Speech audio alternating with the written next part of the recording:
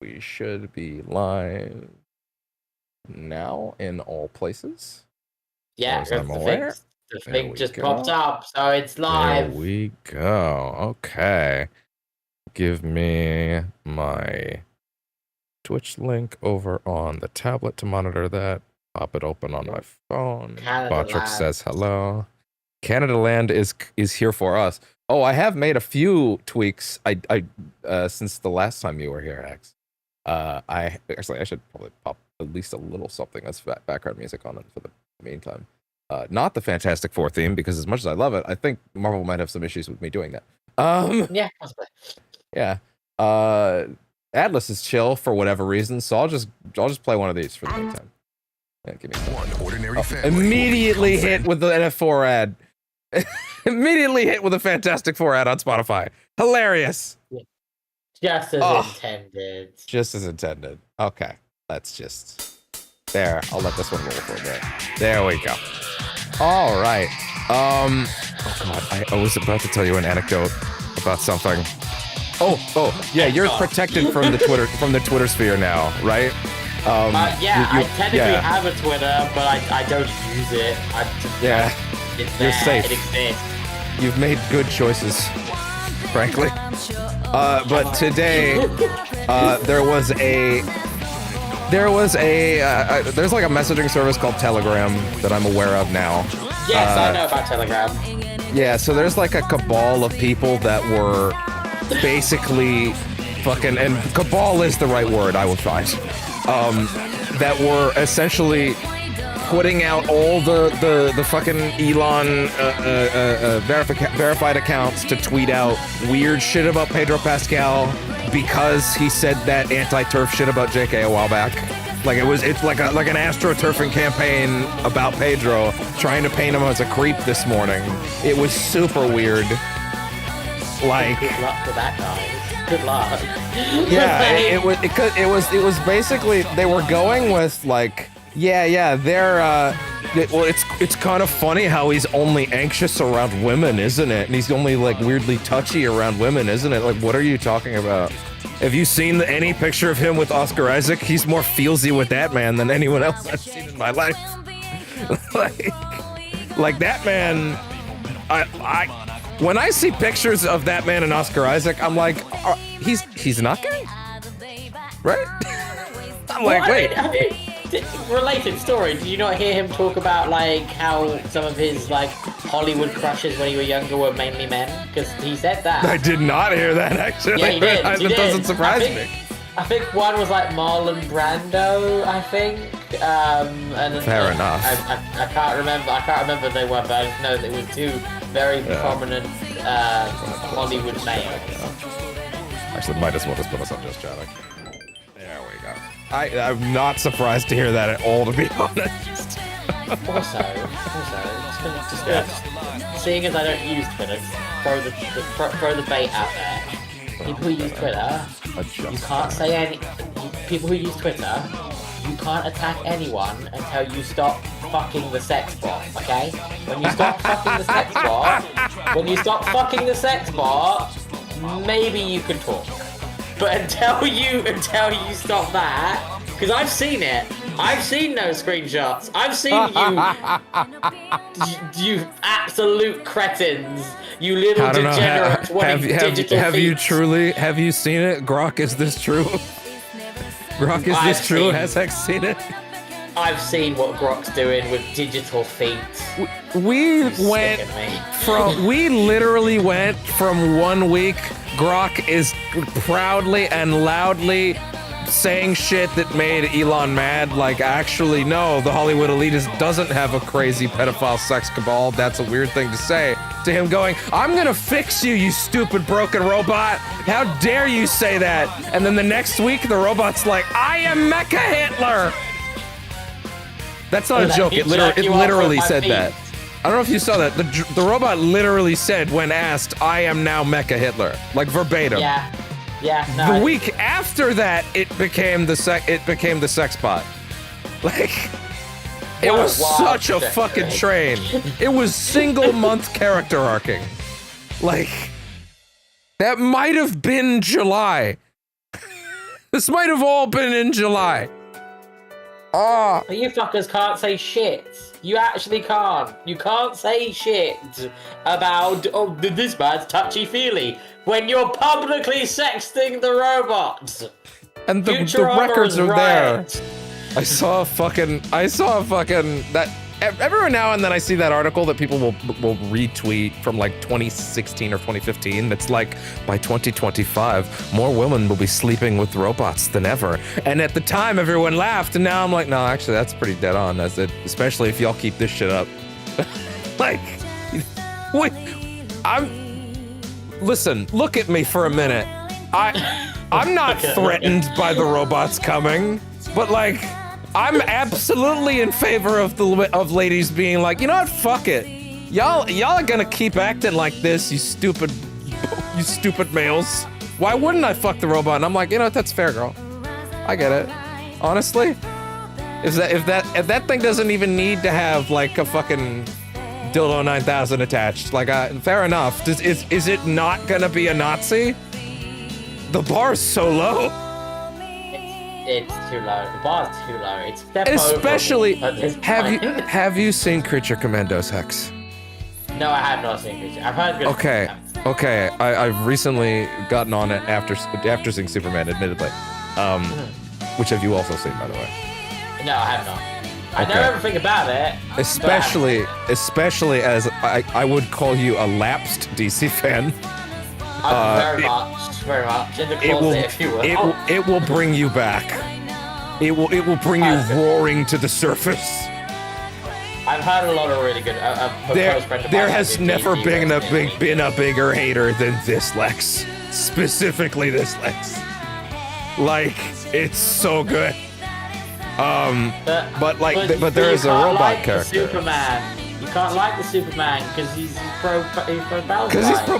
That movie says save Palestine with its whole chest. It's actually kind of incredible. The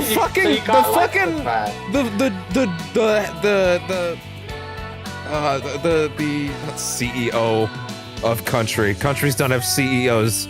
The fucking not president. It's what is it? What's the term? Dictator? You know what? Let's go with that. The dictator of Moravia looks so much like one of the most famous heads of the state of Israel. Like, if you go look at what he looks like in the movie, and you go which I forget the name of the actual guy. If you go look at images, people have put that shit together. It is hilarious. It is almost the same guy, and that guy is very specific. Like, this is like a fucking almost Albert Einstein hair, like crazy all over the place looking dude. And they went for it. They're like, no, this cannot be mistaken who this man is. That movie's so good. By the way, I think it's very funny watching the Snyderverse people for the last several weeks be like, yeah, that's fine. Yeah, I'm sure Superman's doing fine. But let's see what happens when Fantastic Four comes out. And I'm like, you guys do not get to sit here and be like, man, I miss my dark, edgy, brooding Superman that punches people through walls. I hope that the Fantastic Four can kill this bright and optimistic Superman. They're the Fantastic Four! They are the brightest team in comics! Like, in terms of color palette. Just imagine you're like, man, I want Superman to go back to killing people. And you're like, I need Reed Richards and Ben Grimm to get me back to that era where Batman shot people and revenge stabbed people and ran through them with his car. Steffo is here in chat, says I've come to ruin your life. Hello. Great to have you around, Steffo. Oh man. But yeah, that's just, people are God. Right, Creature Commandos. The reason I brought that up, there is a robot in Creature Commandos named G.I. Robot. And this robot is a robot that was programmed in World War II with one directive. Violently murder every Nazi that it sees. Oh, even better. And I don't want to give away too much. It is admittedly a cutaway, but the scene's good enough that that you'll still have a great time with it when you watch it. So I'll give a part of it away. There is a portion of time where you're seeing flashbacks with him, and you're seeing sort of how he made it to the current storyline, how he made it through history, essentially. There is a sequence where he's cleaned up by a sort of, like this sort of like almost larger dude. He seems very warm and sincere though at first when you meet him, and he's like, oh, this robot, he's so great, and he's borderline G Willikers. He's like, man, I'm just so happy you hi GI robot. No, there's no Nazis around. You're my friend. You're a great guy. And he introduces him to his son. And he's like, yeah, I love this robot. He's my friend. And then he brings him to a meeting with a bunch of his friends. And GI Robot starts noticing some things. Oh, there goes Spotify playing another ad. GI Robot notices some peculiar things at this particular meeting. Some tattoos that some of the people that are in attendance are sporting. Some particular imagery, you might say, that's draped around the room. And GI Robot is like, oh my god, my new father is a Nazi and everyone here is a Nazi. They're still here. In like 1990. And he just blows everyone in the room away without asking questions. Good. Controversial opinion. Good. And there's like a moment where these like, no, GI Robot, no. And I'm wondering, is the twist that he's not actually a Nazi and he didn't know or something like that? If that's in there, never comes up. As far as the show is concerned, those were Nazis. Yeah. And he gets everyone in that room too. Like for all I know, they were auctioning off Nazi propaganda to like put in a museum or something like that. Like you don't get far enough, but that's fine. I don't need to know. The robot was right. I'm on the robot side. Yeah, same. The robot was right. I'm good. The robot was right. Oh, man. Okay. I am back from Fantastic Four. Hex hasn't seen Superman, so I feel fairly confident Hex has not seen Fantastic Four. The movie this has been out for like maybe 4 hours. I know someone who has seen it. They said it was great. You do. He's right here. Yeah. No, not you. I know two people that have seen it and said it was great. It's so good. I actually was gonna jump to Rivals for a minute around 10 when the costumes jump in and like go look at them, but I would require moving a lot of fucking cables and stuff, so I'll probably just do that tomorrow. I am gonna do a celebratory stream for the movie tomorrow for Rivals with the costumes, probably just playing for as much as I can. That'll be fun. I went out of my way to make sure that like I got all of their like kill feed icons that you get at the captain rank, so they'll have like that fancy stuff. ACAB applies to police dispatchers too. Arguing with me about the location of a tree you'll find when someone hits it. That's tough. Oh. ACAB absolutely applies to police dispatcher stuff. Oh, that's true. Absolutely. I don't care what level of the chain of command you are. It's over. I saw a clip a few weeks ago, Hex, of like some UK police that were like berating this dude who had a Free Palestine sign and saying like, telling this dude in the UK clearly, unless there was some weird shit going on with the uniforms and the accents, but I feel fairly confident that these very British-sounding people were from the UK. Okay. Maybe I'm being mildly British racist. I don't know. but and they're like, no, you can't have that here because you're making a political statement, and we're gonna have to send you to jail for like 5 years if you continue standing here with that Free Palestine sign. And I'm like, even over there, huh? No, because we do have the right to protest, so I'm wondering if this is some bullshit. We do have. I would assume it was bullshit because the guy seemed to think he had the right to protest, but these two cops seem to think he didn't. There's like very hyper-specific circumstances where you can't, like on certain government property, certain areas, but I highly doubt that this was one of those occasions. Yeah, just insanity. That feels like bullshit to me. It looked like bullshit from where I was standing. Like it like literally we're gonna have to like proper arrest you if you keep holding the sign here.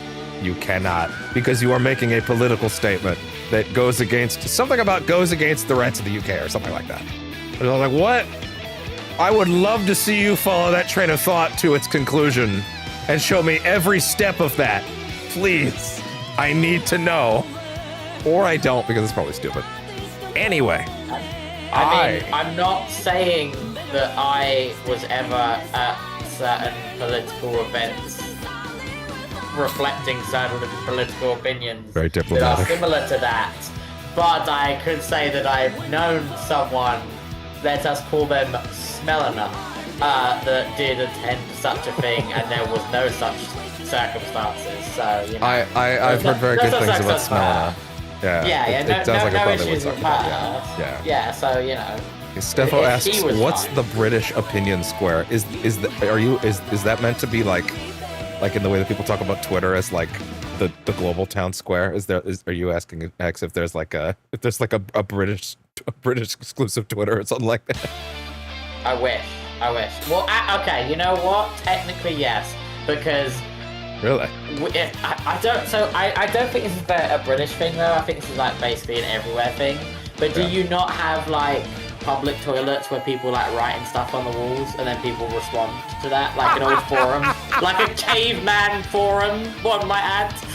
I assume Occasionally you get that with buses too. I've certainly seen a lot of it in movies. I will admit, it's pretty rare that I see that it's certainly not at like my movie theater, right? Like they keep that shit pretty spotless. I feel like there's been a couple that like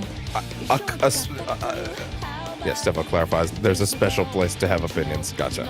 I feel like I've walked into a few bathroom stalls at some point that had wild shit on it, but nothing that like comes to mind specifically. It's pretty rare. I guess Canada is just, we're too nice to write on the stall walls. It's funny because slight tangent, but on the same topic. Going home from work for a series of months, I knew I got on the exact same bus because right at the front, upstairs, here where you sit, was someone's Snapchat written across it. And I knew I would get the exact same bus every night because I'd sit up there and go, there's that person's Snapchat. That's fucking awesome. I love that. Oh my god. And then you add them, and then they're like, hey, what's up? I didn't know what else to do with this, but you know, viral marketing, I guess. And then they're like, hi. You just gotta put your Twitch on random doors. Yeah, on random doors. Get a big marker, go on a couple of buses, and just write your Write that name. shit in the middle of the theater stall every time I go see a Marvel movie.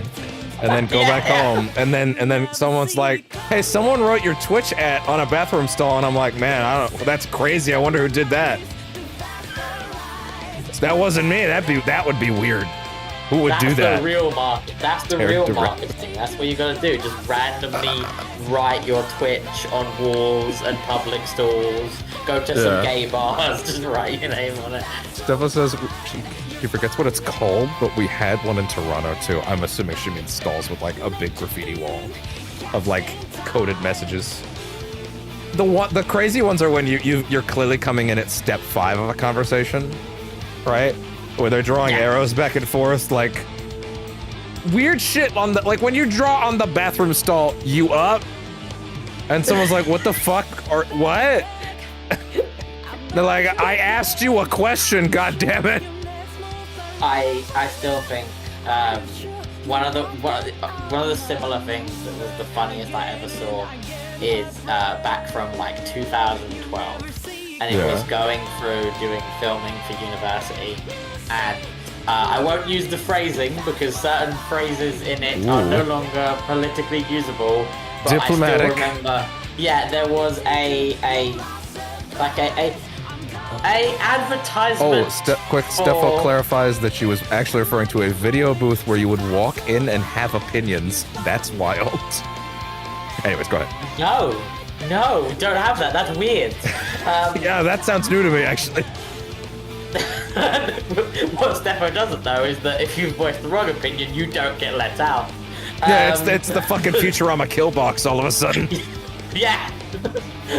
But there was like an advertisement for the services of an individual of the night, we shall say. And the thing that still cracks me up to this day was that in quotation marks it says, "Ask about our recession special," and I was like, "That's great." It's That even the sex workers are understanding that we are in a recession. Also having to deal with the economy at that moment, as it is affecting their wallet as well. Yeah, it's affecting all of us. OnlyFans is not. Oh God, have you seen all this stuff with itch.io in the last week? It's been really. With the removing of like not safe for work content, video games. Yeah. Specific. Meanwhile, do you know why it happened?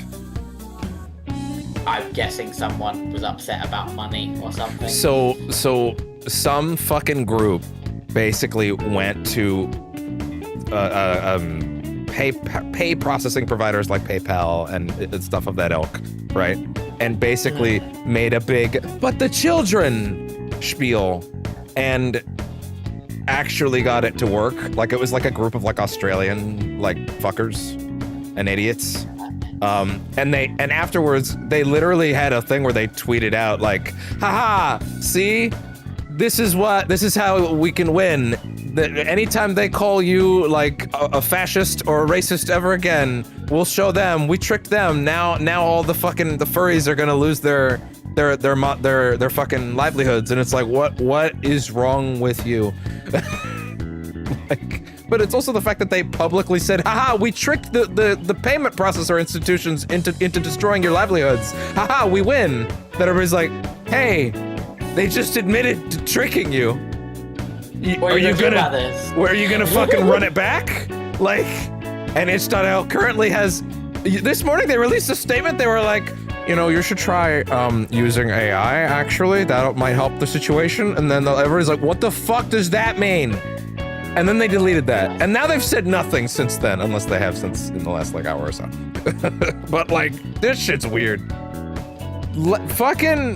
I'll say it again. I'm not saying anything you don't know. Puritans and the people that like purport Puritanism and like the destruction of anything and all like kink. Those are the people that are like always the de facto most evil. Like, oh no, they're the always. What's the way of saying it nowadays? It's more like YouTube friendly. Oh, they're the Drake fans. We all know they're the Drake fans. We know they're on a list. Which, by the way, perhaps. as a reminder, Canadian, we don't claim him. We seceded from the Drake Union many years ago. Technically, I was never part of that union. I was already off the boat. But we're fully divorced at this point, just to be clear. Just to be clear. Chat. Exactly. It's going to be very clear. This stream is by no way affiliated with Drake or OVO. In any way. No, not at all. Stefan says, it's after a famous British square where people would go and protest and have opinions in soapbox. Also 25% off OnlyFans, but it's shrinkflation on 25% goes back on. I don't think you would want to use anything involving the word shrink on OnlyFans. I feel like that might put some people off. Awkward 905 noises. Oh my god. Jesus Christ. Bro, like, I can't fucking deal. I can't deal with this shit. I got a Danky Kang at some point. We're nearly 30 minutes in. Okay, let's keep the trail going, but let's get some Kongin in the background. I know that a friend of mine has a story where he worked as a bouncer. And he was in a very like upper class type establishment. And one night these girls came in and got absolutely fucking rat ass drunk. And they started throwing up. They started throwing up everywhere, fell off a table, hit their head on the table, started bleeding all over the table. They're like, "Yeah, we're getting you an ambulance and you've got to leave." And this was where again? Sorry? This was in the UK. This is in like a fancy nightclub. Okay, and, like, okay. Story, not something that happened around you. Okay, gotcha. No. As an apology to the bouncers, she gave them little business cards that had 10% off her OnlyFans. Meanwhile, that guy's like, This, what the fuck is this? Pockets it. Yeah. I'm gonna use that later, though. Thanks, bro. You gotta use yours? Because I can use yours. I had, you reminded me, last night I had one of those, like, oh no, I'm getting a little older moments. You're hitting them, huh? Yeah, let's go. Yeah, I was having a shower, because, you know, I was going out today. That's the thing to do, fellas. I know gamers, that's hard to hear sometimes, but... Gamers, con-goers, I'm sorry, trigger word shower. But I am beating the allegations of not taking showers. Even though I am in fact a streamer, so I have to beat the allegations by default.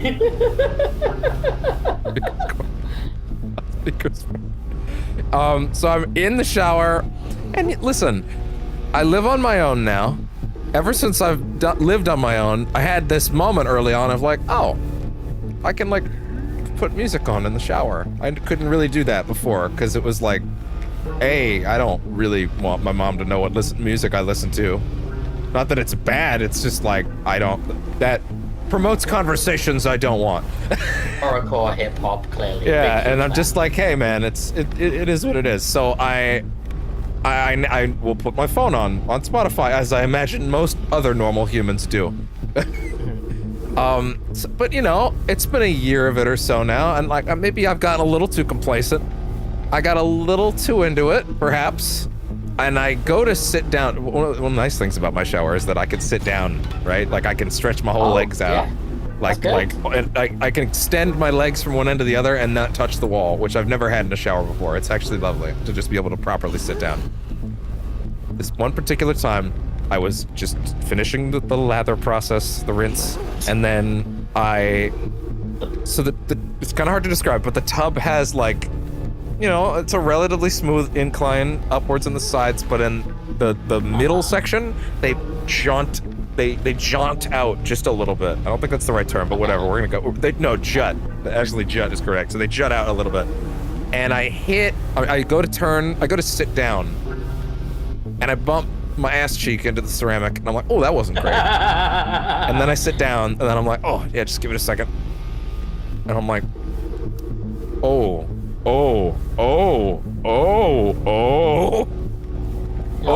banana! Oh no! Banana! No! I'm like, I'm sitting there, kind of sitting there like, By the way, I have it so you can hear those now. That's one of the things I meant to tell you. Yeah, I heard that. And I'm like, oh, I can't sit up. I can't stand up right now. It's shooting all the way down my knee. I don't think Charlie horse is the correct term. One of the guys I talked to afterwards said they're pretty sure it was my sciatica. And like it just hits the ass cheek and it shoots all the way down the leg, and I'm having this like, I can't physically sit down on the ceramic, porcelain, whatever you want to call it. Like I can't actually continue sitting down on it. But I also can't stand up. So I'm kind of in a weird, for like what felt like an eternity, it was probably like 20 minutes, process of stand up.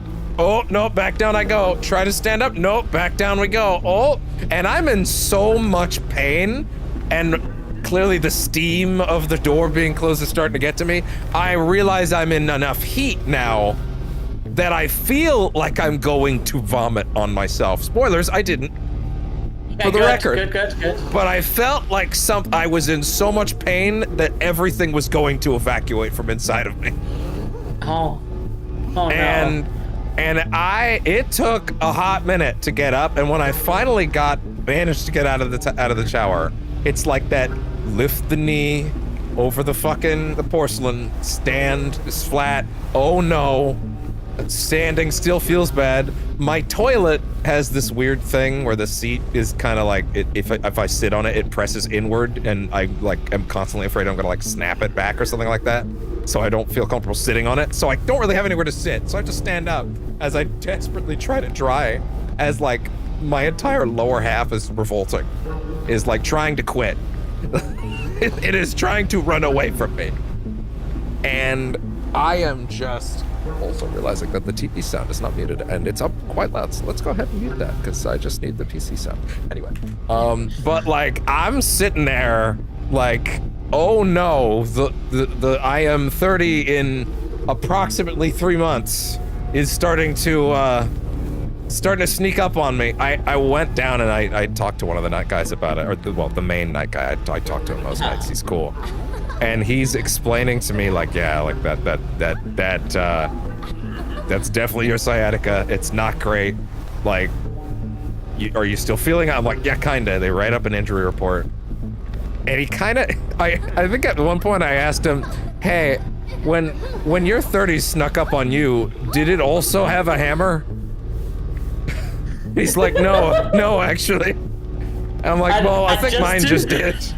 Just to make you feel even more at ease, that has never happened to me once. I've not had anything like that happen. You are just falling apart. It's just me. Awesome. That's what I want to hear. Oh, man. Hex, what, if anything, have you seen about this game? Banana. Banana. Banana. I've seen very little of it. I keep falling asleep to some Twitch streams of people playing it, and I'm like, oh, I'll watch a little bit of this before I fall asleep. Fair enough. And then I see like 2 seconds of it before I pass out. You know what? That's fine.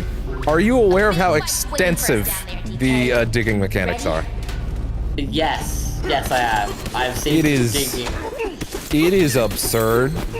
I also saw, I tried to link you a clip the other day. I don't know if you got a chance to look at it. I did not. So I tried to link this to you because I specifically, I learned some tech. I don't know if I'm gonna have enough room to show it off here. I'm not really super committed to do 100%ing the game, to be honest, but I'm also kind of like sort of doing it, to be honest. Like I just keep doing it. Like I don't know if you've ever played Odyssey, but Super Mario Odyssey had like a shit zillion moons. Yeah. Like it had a comical amount. To my understanding, this game has... Okay, let me show you my save file right now. Well, again, I'm on level 3. My save file currently says 175 bananas. Big banana. That is a Mario 64 and a half. I am on level 3. Like, it is actually comical. Many. And... Ah, man, like... It's not gonna turn it up a little bit. Or maybe turn it up. Yeah, actually, turn my audio down slightly. Oh, makes it better. There we go. Like, this game, I think, firstly, I'm gonna be honest, I think this might be the best game feel Nintendo has ever achieved. It has never felt as good as this to press and break and move the monkey. To move the monkey. The monkey, they even have that clapping shit from DK Jungle Beat. Like, that shit I adore. Okay, hey, they actually have repaired this area. I hear clapping and monkey, and I was worried we were going to a strange place. Oh, yeah. Look, but, oh, you want to see a strange place? Look at his fucking face when he rears up to clap. He looks, that smile before he reaches the level 2 charge state, like, it reminds me of that fucking Yeti from Rudolph the Red-Nosed Reindeer. Oh, yeah, I can see it. Yeah, like, that's what I think of. Like, this monk is ready to party. So, oh, spin jump. I discovered, in addition to just like the punch, and even the super gorilla forms, right? That if you roll, you are allowed to combine basically all of his moves, and you can roll punch and like just go in a way that I find to be hilarious. And like, not even, I don't know if overpowered is the right way to put it, but like, let me show you something right here. Cause I had a moment where I'm just doing this, and I'm sitting here like... In the monkey. I thought you would appreciate that. I had to grab that sound effect. You recognize that, right? Yeah. Of course, okay. I thought you would, yeah. I watched that show for the first time with you, obviously. Yes. But you know that. But obviously, I don't think anybody else would know that unless I said it. But that show's so good. I never rewatched it, to be honest. I feel like I should have at some point. It's so great. I should probably say it's. I should probably say it's good. I feel like most people would know. I'm the somewhat anime agnostic person, so maybe that's only like a revelation to me. Not a revelation. I've known for a decade, but like, I'm aware the show's popular. I'm pretty sure anyway. When did you watch that? I mean, it would had to be at least a decade ago. Feels like. How many seasons of My Hero were out at the time? Well, I don't. No, it was season 2 wasn't done yet. I remember that. Holy shit. Yeah, I actually do remember. What time to be alive? Which, for the record, just full disclosure, I have not seen any of the last season. Or Vigilantes. Vigilantes is really good. I like Vigilantes. Yeah, I was happy that finally got animated. I have not seen any of that. Funny enough, I have a physical copy of the first half of the last season, but I'm kind of like, well, I don't want to start it and then not have the second half because I don't have Crunchyroll anymore because I don't have money. Yeah, it's just money. Yeah, I get my bet. But like, I feel like my best bet is actually wait until season. What is the next one? 8? I think so. Right. Okay. And then like maybe just do it, like grab a month and just go. Look at this fucking crazy shit. Like I can't believe the way that this game functions under the weight of its own mechanics. Like it feels like it shouldn't work the way that like I can just burrow through any surface and just go past collectibles. The amount of times I'll get into a room because I see there's a collectible there, right? And then I'll do the challenge room or whatever. Oh, I need to go. And then the camera will point me to the exit. But the exit is like out a wall I haven't destroyed because it thought I would come in from that way. But like the game clearly is more than happy to just let me barrel through any direction I want at any time. It wants to let you be monkey. It wants to let me be monkey. I saw someone say that this game has a more surprising narrative than Death Stranding 2, and I'm kind of excited. And like, what a statement. Thing to say, yeah. What a wild thing to say. I don't have any guesses after that. I thought I was just in for the monkey wants the banana, but now I'm like, I don't know. We'll see. People are getting real hype about it. It might be. I could drop. For man's consumerism. Yeah, exactly. Oh god. Let me see if I can find the spot where I drilled down to the first time. Because the next layer down here is where I'm actually trying to get to, but clearly I need to actually like, there's a specific area I fell down. For the big banana, but he could never truly obtain the big banana. Man does yearn for the banana, but this game is also making me realize that like, I've said it a few times, right? I've said it a few times during this playthrough at this point. Like, this game might be the first Nintendo game that you should actually not give to children. Because, like not something with like a bunch of sex and violence and guns, but if you let your child do this shit I'm doing right now, they will start destroying the home. Like actually start burrowing through walls. If that child possesses a bottle of Ritalin, do not let him near this game. Ever. It's not a good idea. You will rue the day that little Jimmy realized that destruction is on his side. That he can clap his hands and things will break. Realize the power of the big banana. The power of big banana. Oh, I love that fucking clap. Okay, I think where I'm going is, if I'm not mistaken, is it there or is it? this tunnel. There's one of these. Oh, can't remember what it was last night. Oh, there's like this concierge dude you can buy stuff from. Oh, there's the DK wrap in the background. I don't have enough chips for it. You know what are the styles I can wear right now, actually? He just morphs into some bullshit. So there's like weird cosmetics. I'm gonna be honest, oh right, tipping culture has made its way into Donkey Kong. So he's like, will you give me a tip, sir? And I'm like, it's literally the dialogue prompt.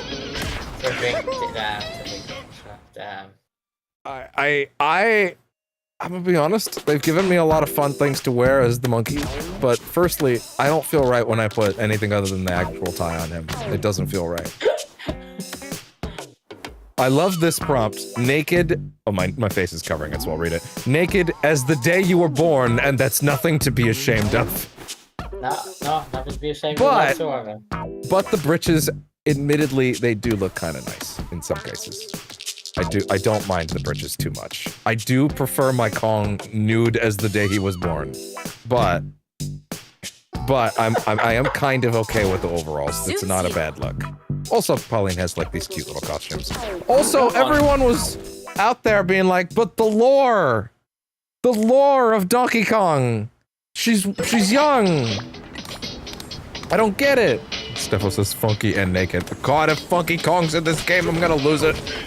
On the record, Devin prefers banana out. Just on record. I do prefer banana out. My safe word isn't banana. It's not. And you don't get to find out what it is. It's the entirety of the DK rap. Yes, you do. Okay, not gonna lie. The opening of the first stream, admittedly, I kind of subjected Katie to listening to me singing the entire DK rap. I threw it on, and that's how we started the playthrough. And they were like, I was like, I just subjected you to that. How are you feeling? And she's like, in any other context, I would have left. That's the right answer. Exactly.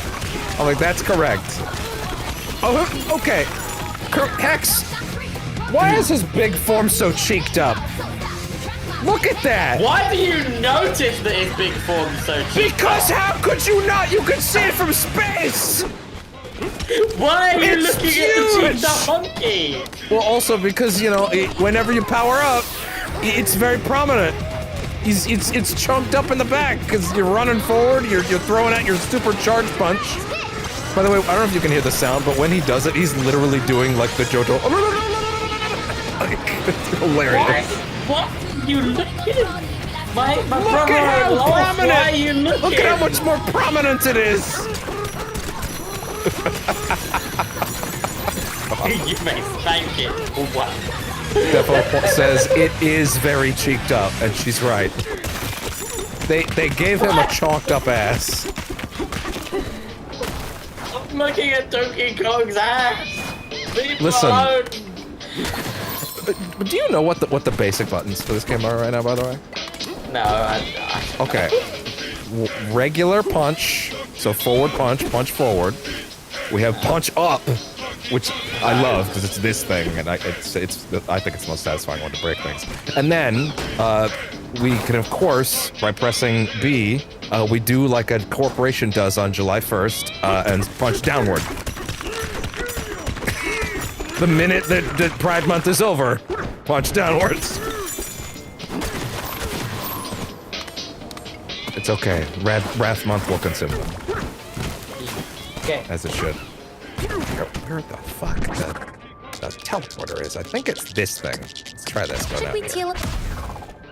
And this fucking eel fella. Eel. Yeah, they're teleporters. Because Nintendo loves that shit. There's an article that talked about what happened when Miyamoto got his hands on the game for the first time. And He looked at the monkey and he said, cheek him up more. More! And like, more! And like, he literally, apparently he just sat in the same place and then like burrowed and tunneled for like 2 hours. And I'm like, oh wow, he is just like me for real, huh? This game is attacking my OCD, by the way. The amount of time I have spent just burrowing and wasting time. Like, you are currently a guest on the world's first 180-hour Donkey Kong Bananza playthrough. Like... No time is wasted if you're having fun, even if it's you true. just keep that monkey digging. Even though someone on the first part came in to specifically say 7 hours and this motherfucker still hasn't got Pauline, and I'm like, yeah. That's true. What are you gonna do about it? What are you gonna do about it? And I was like, the OCD was real, man. It was so real. I can't remember the other ways that I've got down there. Is it this spot? I think this one is this gateway. Should we Teleport over here then. You can teleport to my little shacks.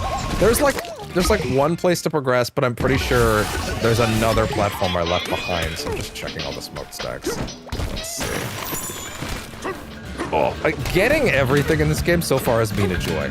I won't lie. It is actually so... I don't even... Like, I've seen plenty of people. Guess what? There's apparently 777 bananas in the game to get. Hey, I did actually find the right place. Which is an insane counter. And... Oh, still says no time wasted on cheeked up monkeys. And, you can't. Time. You just gotta, you cannot. Enjoy your monkey cheek. And, like, I kind of lost my train of thought a little bit. I found the right spot. But I found, shit, do you remember what I was saying? What was the last thing I said? It just don't know. blanked right out. Okay, Yeah. shit. That's okay. That's all right. It'll come back or it won't. Okay, let's see what's up here. Oh, does this really actually kick me back up here? Wait, where am I? Where am I? Where am I? Oh. What? Oh, wait. That's really funny. I specifically didn't do this last night because I thought this was like progression, but it's actually not at all. Well, in that case, fuck it. I guess we're just gonna teleport back here then. That's fine. Okay, fine. We're just progressing then. Getting 100% in this game, I don't know if it's what I'm actually gonna end up doing, right? But like, I think that is what I was gonna talk about.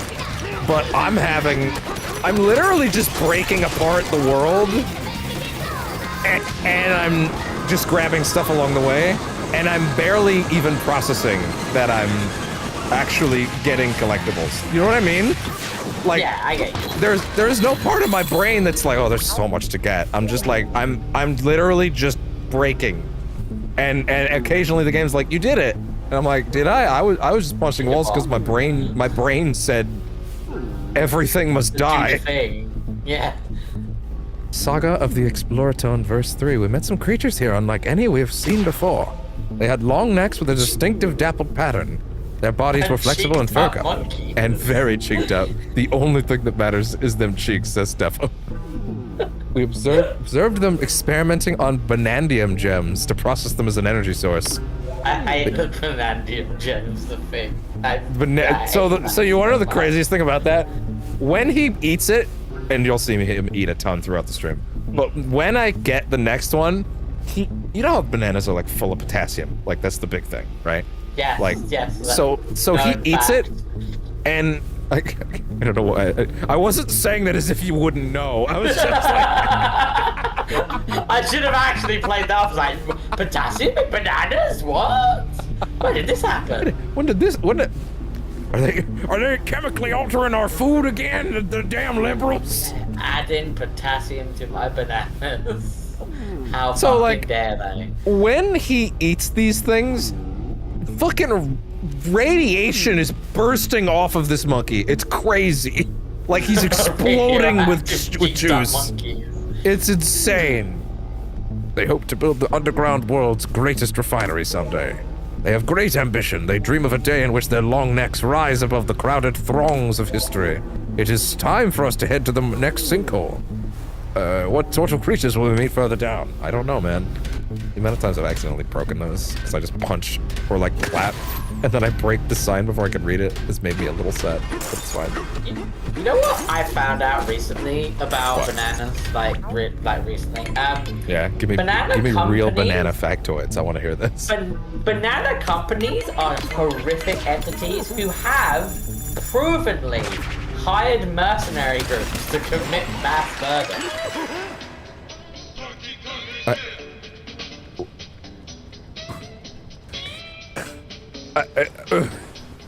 None of what I just said is a legend. This is fact. It's been proven by courts. Huh. Okay. Sure. Yeah. Why not? Yeah. I don't have anything for that. Banana mercenaries. Hey, DK? DK probably would have something to say about that. Do you think he Do you not think I'm works for becoming the a better singer? banana mercenaries? He works for Big Banana, probably. He works for Big Banana, yeah. Yeah, there's a short of it on the channel. The other night, every now and then when you find Cranky Kong, he'll like give you a banana, right? But every time he's there, he wrote a certain character here, is what I'll say for now. I was burrowing upwards. I did not know this character was in the game. I also didn't know I had an emotional attachment to this character enough for me to react this way, but if you go look at the short on the channel, you'll see. I burrow straight up, I burst out of the ground, and I'm just tangenting about something else, and suddenly I scream at the top of my lungs in a way where my soul was in control. I was not there anymore. And I just go, Ramby!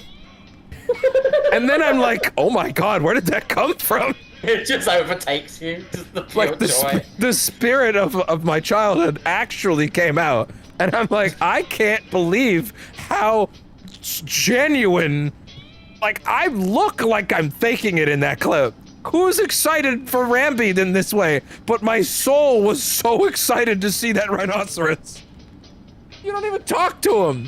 He's just there. You don't jump on him, but he's just there. Cranky Kong wrote him here, apparently. He just exists. He's just here, I think living I'm his a little life. bit less nervous than I was before. People keep saying this game has only a the little. craziest ending that Nintendo has ever done, and I don't know what I'm in for.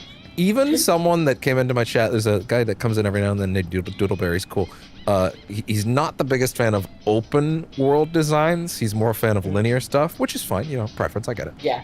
So- Yeah, everyone's perfect. So the Odyssey and Bananza style overall wasn't his thing, but he still thinks it's a fantastic game. And he was immediately he's like, I'm going to wrap up the game in a little bit, we'll see how I feel, right? He was like slightly down on the game at that time. He comes back like an hour later and he's like, oh, you're gonna love that shit.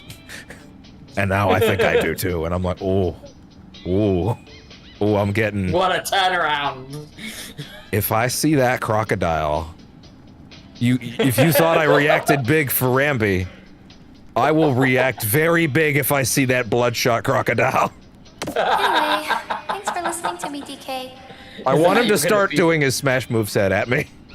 You want to see your banana Avengers, is what you want? Did you say banana engine? What was that? What was that? No, banana Avengers. Banana Avengers. Oh my god. Fuck yeah. I want to see. Oh god. That and. Okay, this one actually won't happen. But if Chunky's here. If Chunky is here. I will explode. For fuck's sakes, Hex, I don't know if you, did you see the animated Mario movie recently? No. I've seen parts of it, Okay. but I've not actually. At the part where they go to Kong Island, you see the Stomp and Clomper. Holy shit!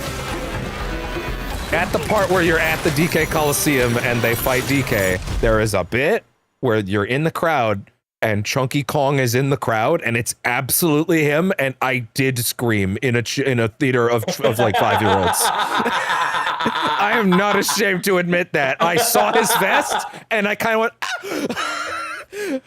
He's Like, back. this was for me. This was for me. I saw his vest and his little hat, and I'm like, it's unmistakable. And I went, ah! And I'm like, you are surrounded by 5-year-olds. You are surrounded by children. Please don't do this. Like, I don't care. I couldn't believe that shit.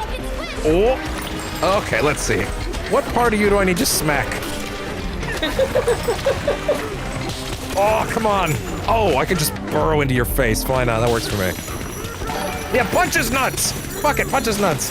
Faith Heroic is now following on Twitch. Please don't be a bot, and also please read the new rules before engaging in chat. That's all I ask. It's not a high mark, I promise. It's been a little rough lately. Are you a mod in my Twitch chat, Hex? If you're not, you probably should be. To be honest. I don't think so, and I don't even know if I should. I don't think if I was around more, I'd say yeah, fuck it, give me. I wouldn't even say it like you should show up every night kind of thing. I just feel like you should probably have the powers. You might as well. I can check that later though. That way, every now and then you can be in chat and just type in all caps. I have the power. Just for the bit. Yeah. Yeah. Stefo says I'm a fartist. What does that mean? I would also like to know, Stefo. Is that like a fart artist? Like. I assume so. I promise you, it's not a well-known Canadian job, Hex. Oh, it's not a Canadian thing. Okay. No, there's no missing cultural context here. Okay. Start beating through this dude. There we go. There. Oh, he's not happy. Oh, this dude's not happy. Why is he not happy? In fairness, I am punching the shit out of him. Yeah. You know what? I wouldn't be happy if someone was punching. Yeah.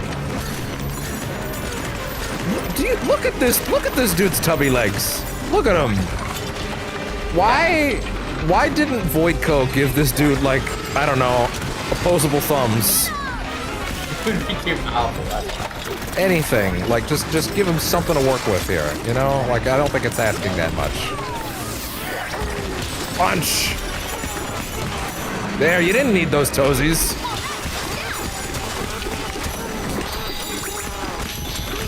Admittedly, these bosses feel pretty easy right now. I have seen multiple people tell me, no, these bosses are gonna have hands later.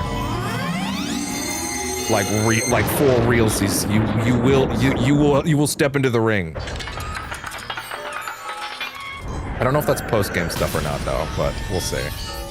I have heard, I did see someone post something on Blue Sky that was something along the lines of like, some of the post-game stuff in this game is like that special breed of Nintendo where like they remember every now and then Nintendo will remember, oh, if we just take away the checkpoint in this optional challenge, we can convert it from fun side activity to war crime. Good. I for one am fine with Nintendo committing war crime. And like I've been told about some of the late game challenges just being like actually evil. And you know what? That's what I want to hear. Oh, this is the shit I love just doing this. Bam. Oh, here we go. Here comes that fucking radiation.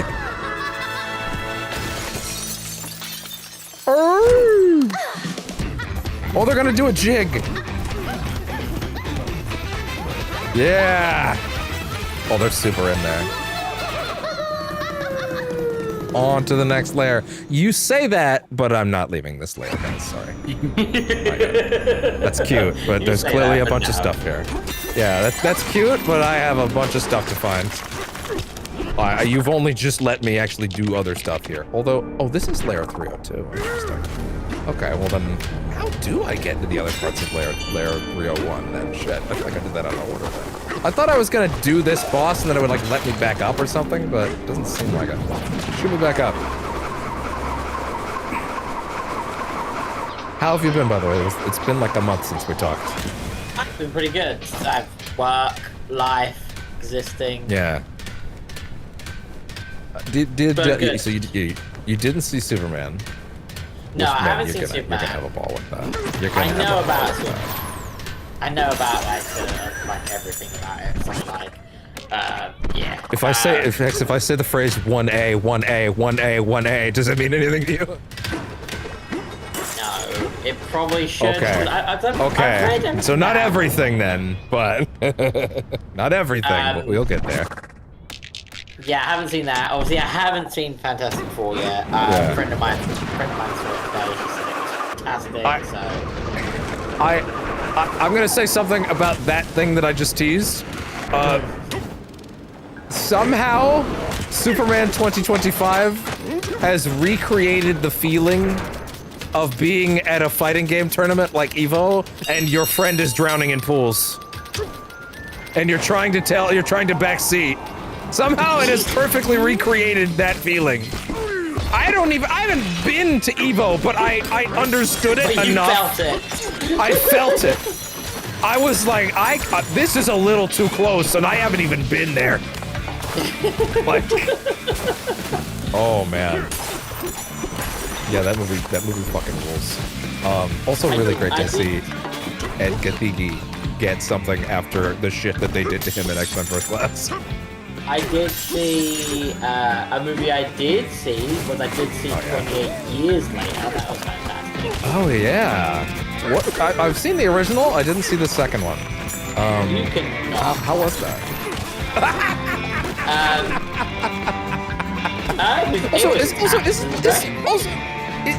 The thing that I read about this one, other than it was great, apparently, was like, and I don't know if this is teased in it. Like, apparently the ending does something that some people aren't sure about. I don't know.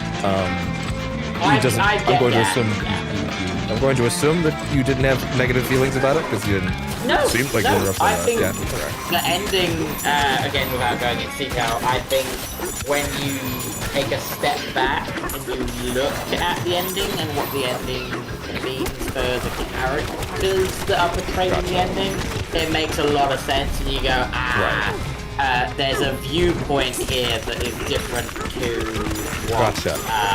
what we've seen. So the thing that got me, and I don't know if this is a thing they tease at the end, and maybe this is why some people are unsure, I don't know. But that there's another 28 days later, years later, whatever you want to call it, movie coming in like 6 months. Yes, in January. And is do they tease it at the end or something? Like kind of. You kind of get an understanding of there's something specific coming next. Okay. I thought it was called something like the Bone Temple or something like that. Yeah, it is. No, it's Is exactly that called actually that. the name? Yeah, Okay. that's exactly what it's called. It's called That's the pretty Bone Temple. gnarly. Hopefully this is where I need to drop down to get to the next one. Because they want to make it a new trilogy, but they don't know about the third film until they see How these the two do. studios basically see. Yeah, until the studios see how these two do. Usually they don't do that in that order. Usually, okay, this is how you get down to the other parts of this layer. Okay, there we go. Usually they make the first one, then they see how that does, then they make the next two back to back, if they're gonna do that. Apparently for reasons it was easier for them, and because one of the standout characters, one of the main characters is a younger individual, is a younger actor, and with their scheduling, it was better for them to do basically 1 and 2 back to back. Look at how fucking radiated he is! He's literally glowing! Super sick. It's crazy. Also, that fucking what set up Bananas was for beating a boss I beat ages ago, and then I came down here, I was like, no, I'm not doing this yet. So I just left that there. Okay, so we have a whole layer we can actually properly investigate now. If the mixer keeps spinning like that, it's gonna explode. I saw Sam Barlow, the writer of Her Story and Telling Lies, and also Silent Hill Shattered Memories, tweeting. He said, there is a level in Donkey Kong Bonanza that is the most disgusting thing I have seen in a AAA game in years, in a complimentary way. Like the aesthetic of the stage. Okay. And I'm like, and he wouldn't say what it was. He's like, I don't need to say it because if you've been there, you already know. And I'm like, oh, it's that definitive. That like, I will just know.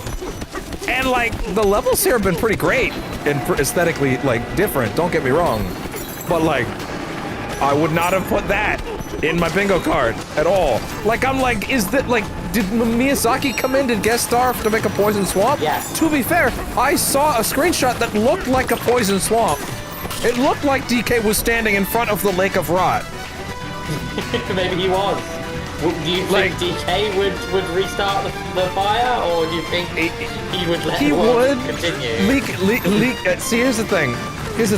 I think I would once upon a time have said that DK would like link the flame or go hang out at the Lake of Rot. Unfortunately, that's where Asmongold moved to, and no one wants to be anywhere near that fucker. So you know, that's a joke about the fact that he lives in filth. Yeah. He's literally living in the Lake of Rot every day. I literally saw someone tweet like 2 months ago, what do you mean his floor collapsed underneath him on stream and he fell through? And I'm like, I will take your word for it and I will not fact check that because I would rather that be true in my mind. I would rather not doing that. Like, I don't need to know. By the way, I love things like, we put these fucking lasers in your way, idiot. And I'm like, mark down. So anyway, I started burrowing. Like literally, the amount of times that I've been just going and someone will just be like, is this a Bugs Bunny game? What are you doing? Like, just fucking burrowing like crazy. There's a fucking moment in that Superman movie where he does some Bugs Bunny shit and it made me really happy. Good. Like, I mean burrowing stuff. Like, underground tunnel trail shit that was, like, so comic booky. I loved it. Good. Let comic book movies be comic book movies. Please let comic book movies be good again and, like, give a shit about, like, any level of... You've probably, at the very least, heard about this scene with a squirrel, right? Yes, yeah. Okay, yeah, because it's also become a bit of a button point because, like, apparently Gunn was talking about how, like, test audiences... didn't mean to do that. Didn't mean to do that. Test audiences hated it. Once again proving that test audiences don't deserve rights. Wow, damn, okay. Absolutely, absolutely. Off the table. Off you go. Into the pit. Into the Gulagged instantly. Yeah. Absolutely. I'm glad we both went to the same place. Yeah. The gulag. And like, but like, legit, the moment where he grabs the squirrel reduced me to tears. Because I'm like, oh my god, I'm watching a Superman movie. And I haven't felt that way in so long. Which, by the way, I finished the 4th and final season of Superman and Lois today. Okay, how was that? That is actually peak DC as well. And for those that don't know or think that that is like, oh, well, I don't necessarily want to watch 19 billion seasons of Flash and Arrow and Supergirl to check that, you don't have to. It's actually not even in the same universe. It's completely its own thing.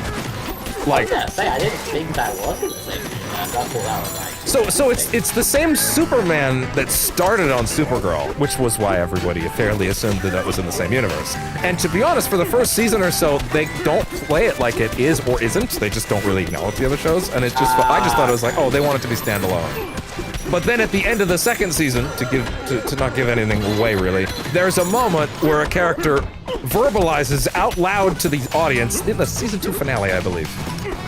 Out loud, almost like pointing to the stands, kind of shit. Like, we live on a planet where Superman is the only superhero, and then you're like, oh, wait, what? Wait, really? Oh, like just quickly, like, yeah. By the way, no, we absolutely are our own thing. And like from that moment, it's just like, oh, okay, no, this is just an intro. You can just watch. There's no connection. If you want slightly more of that, of Bitsy Tulloch as Lois, which by the way, she's lovely. Also, like, very much the spitting image of that actress from like the Reeves films. I'm forgetting her name right now. Kidder? What is it? Something Kidder? I forgot. Yeah, but you know what she looks like. You know what she looks like. Yeah, and like she's the spitting image of her. She looks great. Do you know that much about the show's core premise and what they went with? No. I'm assuming it's about Superman. Yes, except also no.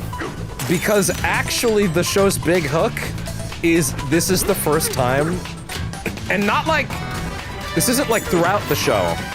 This is minute 1. This is Superman and Lois already have Jonathan and Jordan in a live action format. They're teenagers. Oh, They're okay. teenagers, and it's a full family dynamic. And at the start of the show, they don't even know. They don't know he's Superman. It hasn't come up yet.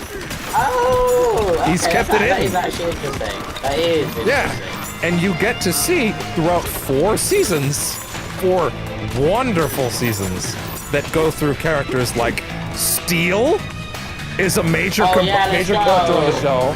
Yeah, Bring yeah. it back. Is he played by Shaq? Steve- If he's not, I don't care. He is not, but Damn it. he does have a super suit and he has a hammer. He has a hammer. It's very Iron Man-y, and it's like, but it works. It's fine. I actually think he's really great. There was a bit of a thing in the first season where some of the actors weren't sure if like some of the black characters weren't getting like enough stuff. They really went out of their way to fix that in the later seasons. Good.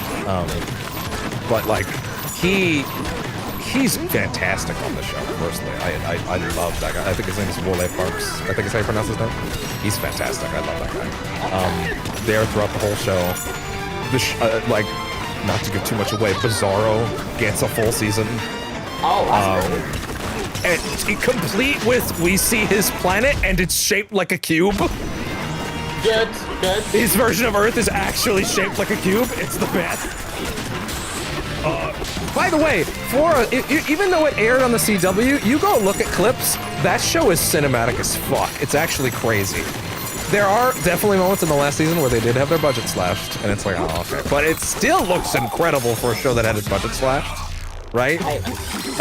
But the show got to end on its own terms, even though there was a bit of a thing for a minute where it looked like it might not finish after the 3rd season, because that's when Gunn took over.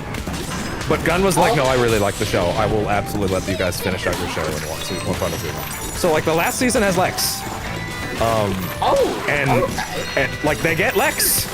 And go Google, I think his name is Michael Quidlet's Lex Luthor, or Superman and Lois Lex Luthor.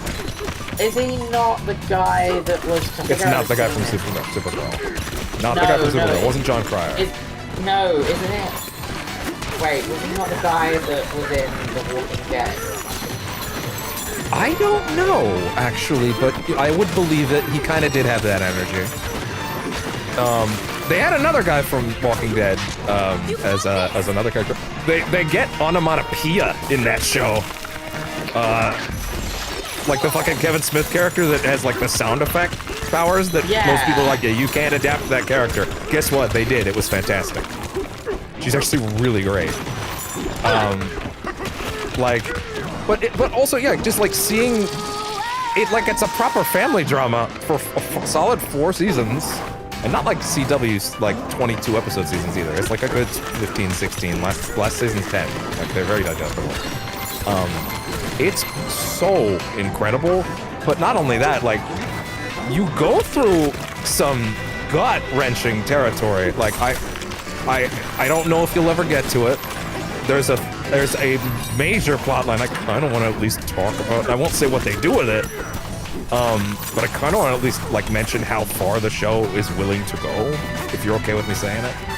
Me, I'm okay with saying it. At the time, Okay. I'm probably not gonna. I'm not gonna be watching it tomorrow. Yeah. No time soon. Yeah. So, one of the major plot points towards season 3 that I was like, oh, they're not gonna actually do this though, like because that would be like that's a lot to put into Superman show. And they do it, and the writers were like, we're not gonna cower out on this, by the way. Like, just so you understand, we're not gonna treat this shit as a joke. It's not gonna be a magic, we solve the problem. This is gonna be a part of our show. And I'm like, okay, we'll see. I'm sure there'll be something. And like, Lois has breast cancer in the 3rd season. Oh, I was very wrong. And like, the show treats that with every amount of pain and anguish and seriousness and gravity that you would hope that it would. And it is gut-wrenching, and they do not cower out on that storyline at all. Like, it is proper gut-wrenching. I don't want to give too much away about how the show ends, but you get to see Superman go through his whole life, essentially, in miniature. Like, I got his beginning, his middle, and his end in this show. Like, in a crazy way. Way more than you would expect. And, but again, getting to see his two sons experiencing, like, discovering they have powers and all that stuff. One of them doesn't. One of them does. The jealousy that comes from that. Stuff like that, you know? Like, it is so well written and so well put together. And, like, Tyler Hoechlin is such a fantastic Superman. He's warm, he's heartfelt. He's incredible. He I'm sure you already know he's the new Sephiroth, and he's always great at it so far. And like, I found out recently why he was so good at playing that character, which is that he didn't really have a whole. So many people be like, well, you can't be an actor unless you can't act as a major famous character if you don't know anything about that character, or if you haven't done your research. And he's like, I'm of course aware of Superman because he's Superman, but like, I never dug super deep, and I didn't know a ton of this stuff going in. So I really just approached this as a guy who is trying to carry the weight of the world on his shoulders. He just wants to do good. And like, Cornsweat's the same way, and he's excellent for different reasons. But like, he constantly just feels like a guy. Like, wonderful stuff. Like scenes with Lex, and there's a scene where you properly get Lex and Superman getting Red Sun depowered and having like a fucking beat 'em up in the street, like fisticuffs actually flying and beating the crap out of each other. And like, it's like, you feel it, because you feel it's this man. Lex has done the whole season is about Lex is essentially trying to kill Lois, not even Superman. Specifically Lois, because in this chronology she put him in jail for 17 years, right? And Lex also has a daughter, and he missed out on like all that time, right? And like, basically, he's like he attacks someone that they care about in their home, kind of thing, and he just rushes out, screaming, "Come out!" And they have a fucking beat 'em up in the streets. Like it's a knuckle dragon brawl, and it's like, man, there's so many like Superman and Lex stories that again you never. It's funny how like the Red Sun stuff is always there, but like I never really get to. You don't really ever get to see like. Okay, now usually if Superman gets depowered from a Red Sun generator, it's played like, okay, well now he's just got nothing, right? Yeah. Right, like he's out. Here it's like you are a baby. You are a baby now. Yeah, you are a baby now. And here, I think Lex expects that, and then he starts wailing on him, and he's like, "Oh shit! Oh fuck! He throwing hands!" I still got these hands, Lex. I think he literally says, "I don't need powers to beat you." Like, oh fuck! You know what? Fucking, let's go. That's really hard, actually. That show's fantastic. I think it's peak Superman media. I loved the new movie. I loved the new movie. But like, you're gonna get more out of that show as a Superman fan than I think. Especially I don't think I would be shocked if we got to see Superman's kids in live action again for like 20 years. I'm amazed that we did it at all. Yeah, it's like the whole show is about the family dynamic. Like, it's not like, oh, his kids are being born on the way. They're just already teenagers when they start. One of them did get recasted midway through the third season, because it's because he quit, because he said like he was like actually depressed in his real life, which is kind of unfortunate, because he was pretty good, I thought. But the new guy, admittedly, they got another kid that looks a lot like him. So to the point where again, I was watching it with my mom. There were a good 4 episodes of that third season, because there were a couple years between us watching season 2 and 3, right?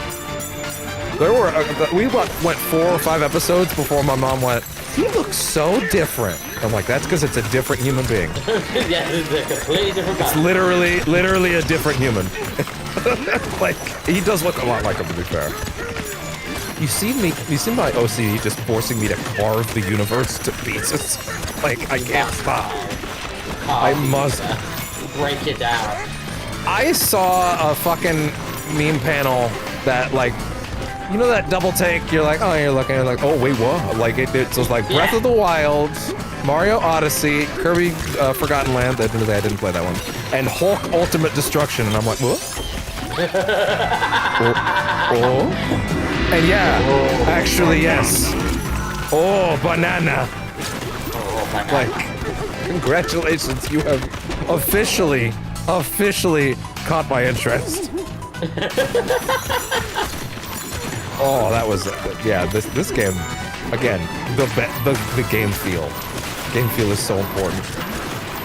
And this game feels fantastic. I'm actually, I'll be honest, I'm a little bummed I never managed to get you in for any of the Death Stranding marathon. That was but you know, it's fine. You had stuff going on. I did, lied. Yeah, that's okay. That's alright. I gotta see more frequent. As far as I'm aware, you said you're busy tomorrow, correct? Yeah, I'm doing a evening shift at work, Gotcha. so Okay. Gotcha. Yeah. Because I'm gonna be doing a celebrating the Fantastic Four release stream with all the new costumes and rivals. That is really cool. That's a really cool thing, but sadly. Yeah, I really want to have. I don't know if I do a spoiler cast or anything like that, but that's something I really wanted to get in there. I don't know if you saw, there was a video today from a specific YouTuber. She had some sort of deal, but she played Marvel Rivals, or more accurately, like the training mode. Although I didn't watch the whole video, I'm gonna watch it later, with the cast of the movie, like all 4 of them. Oh, that's cool. Yeah, like, so you have stuff like them all seeing their costumes and they're rattling around in training mode. Pedro's like, is there like a console class where someone can teach me how to work a controller? And he's like doing Mr. Fantastic's ult into walls. Oh, you right? old man. Whereas, funny enough, guess who the de facto best person on the controller was? Oh, was it the guy who did the plays the thing? He was second best. It was Vanessa Kirby by far.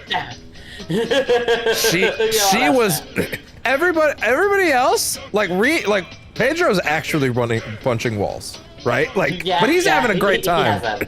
He has that. But she's actually like seeking out the training bots in the training room and beating them up. Admittedly, so was Joseph Quinn and Eben Moss, but like she was using her whole kit in a way nobody else was. It was pretty funny.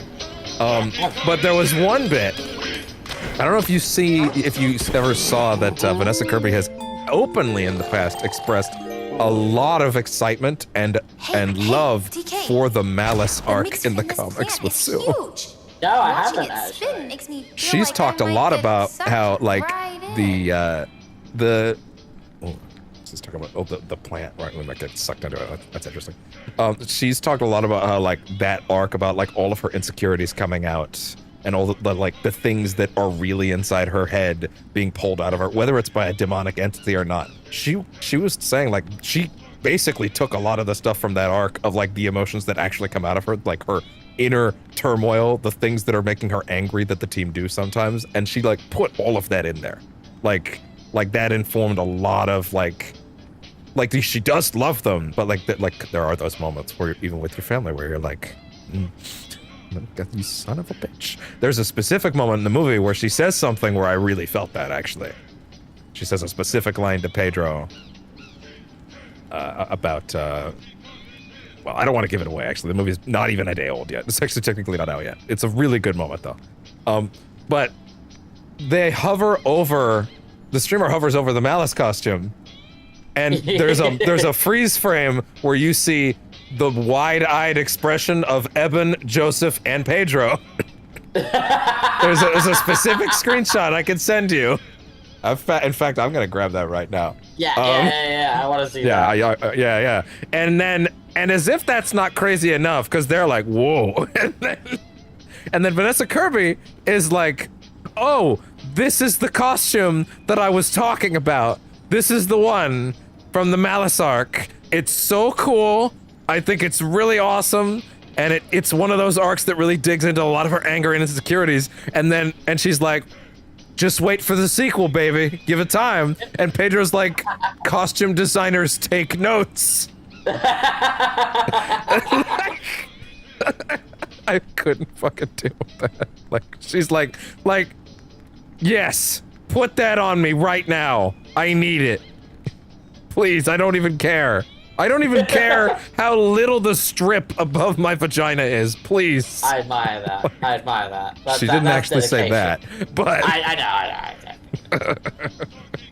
Okay, let's see if I can find this. Let's let Pauline talk in the meantime. And spins and spins and spins and spins. Oh, shit.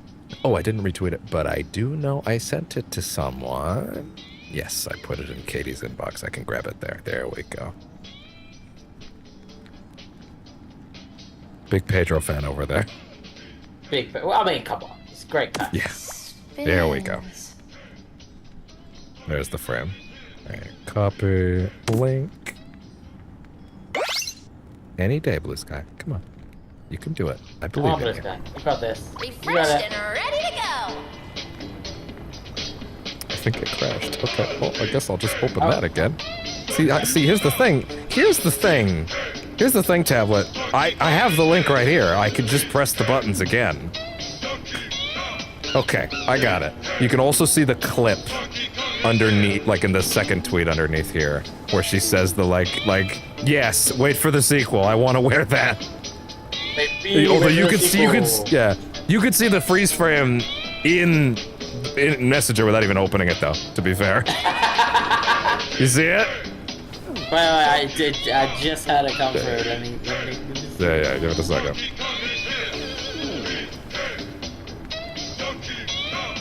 All right. It's really good. Pedro especially. Pedro's is great, but I fucking love. I can't remember the dude's name, but the guy who plays the thing. Evan Mossbachrak. Yeah, Evan. Yeah, his is my favorite. It's like your dad. He's got the face of a dad that's walked in on their child putting on a fursuit.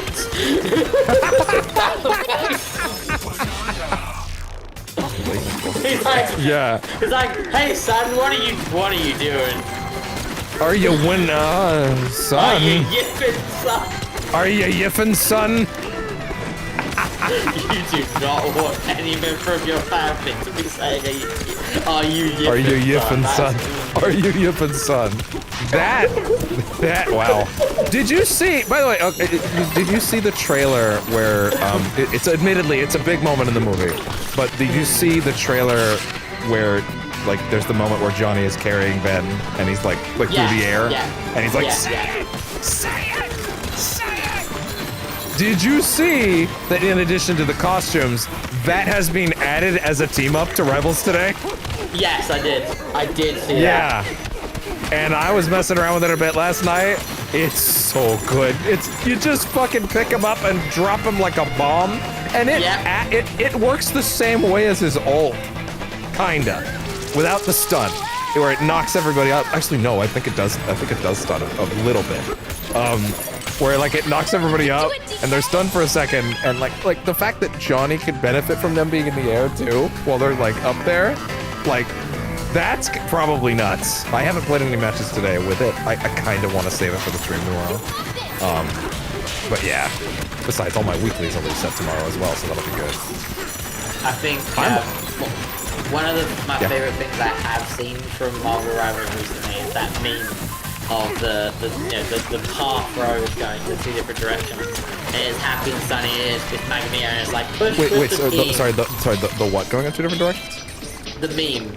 With the road going into the two directions. And it's like one is sunny gotcha. And it's about tanks. And it's on one side it's got Magneto, and it's like, pushing when the time is right with the team, but be careful, falling back if you have to. And then on the other side it's the Thing, and it goes, I paid for the whole health bar, I'm using the whole health bar. do you know what they did to buff Ben this season, by the way? Because he's like one of the best tanks right now. Do you know what they did? I heard people say, but no, what did they do? So they did something I don't even think Overwatch ever did. To the point where I saw like Overwatch people being like, we can do this? They gave him a new ability. Like a new button.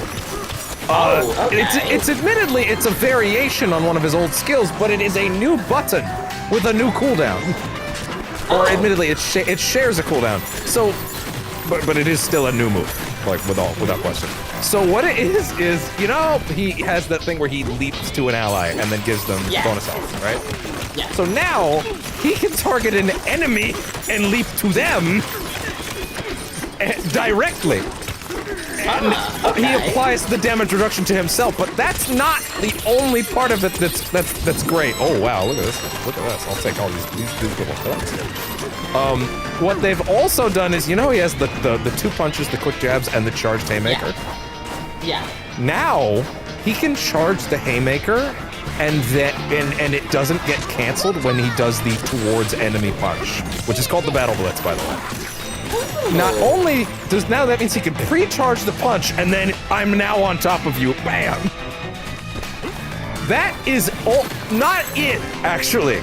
There is more. They also made it so that punch, that charge punch, knocks flyers out of the sky.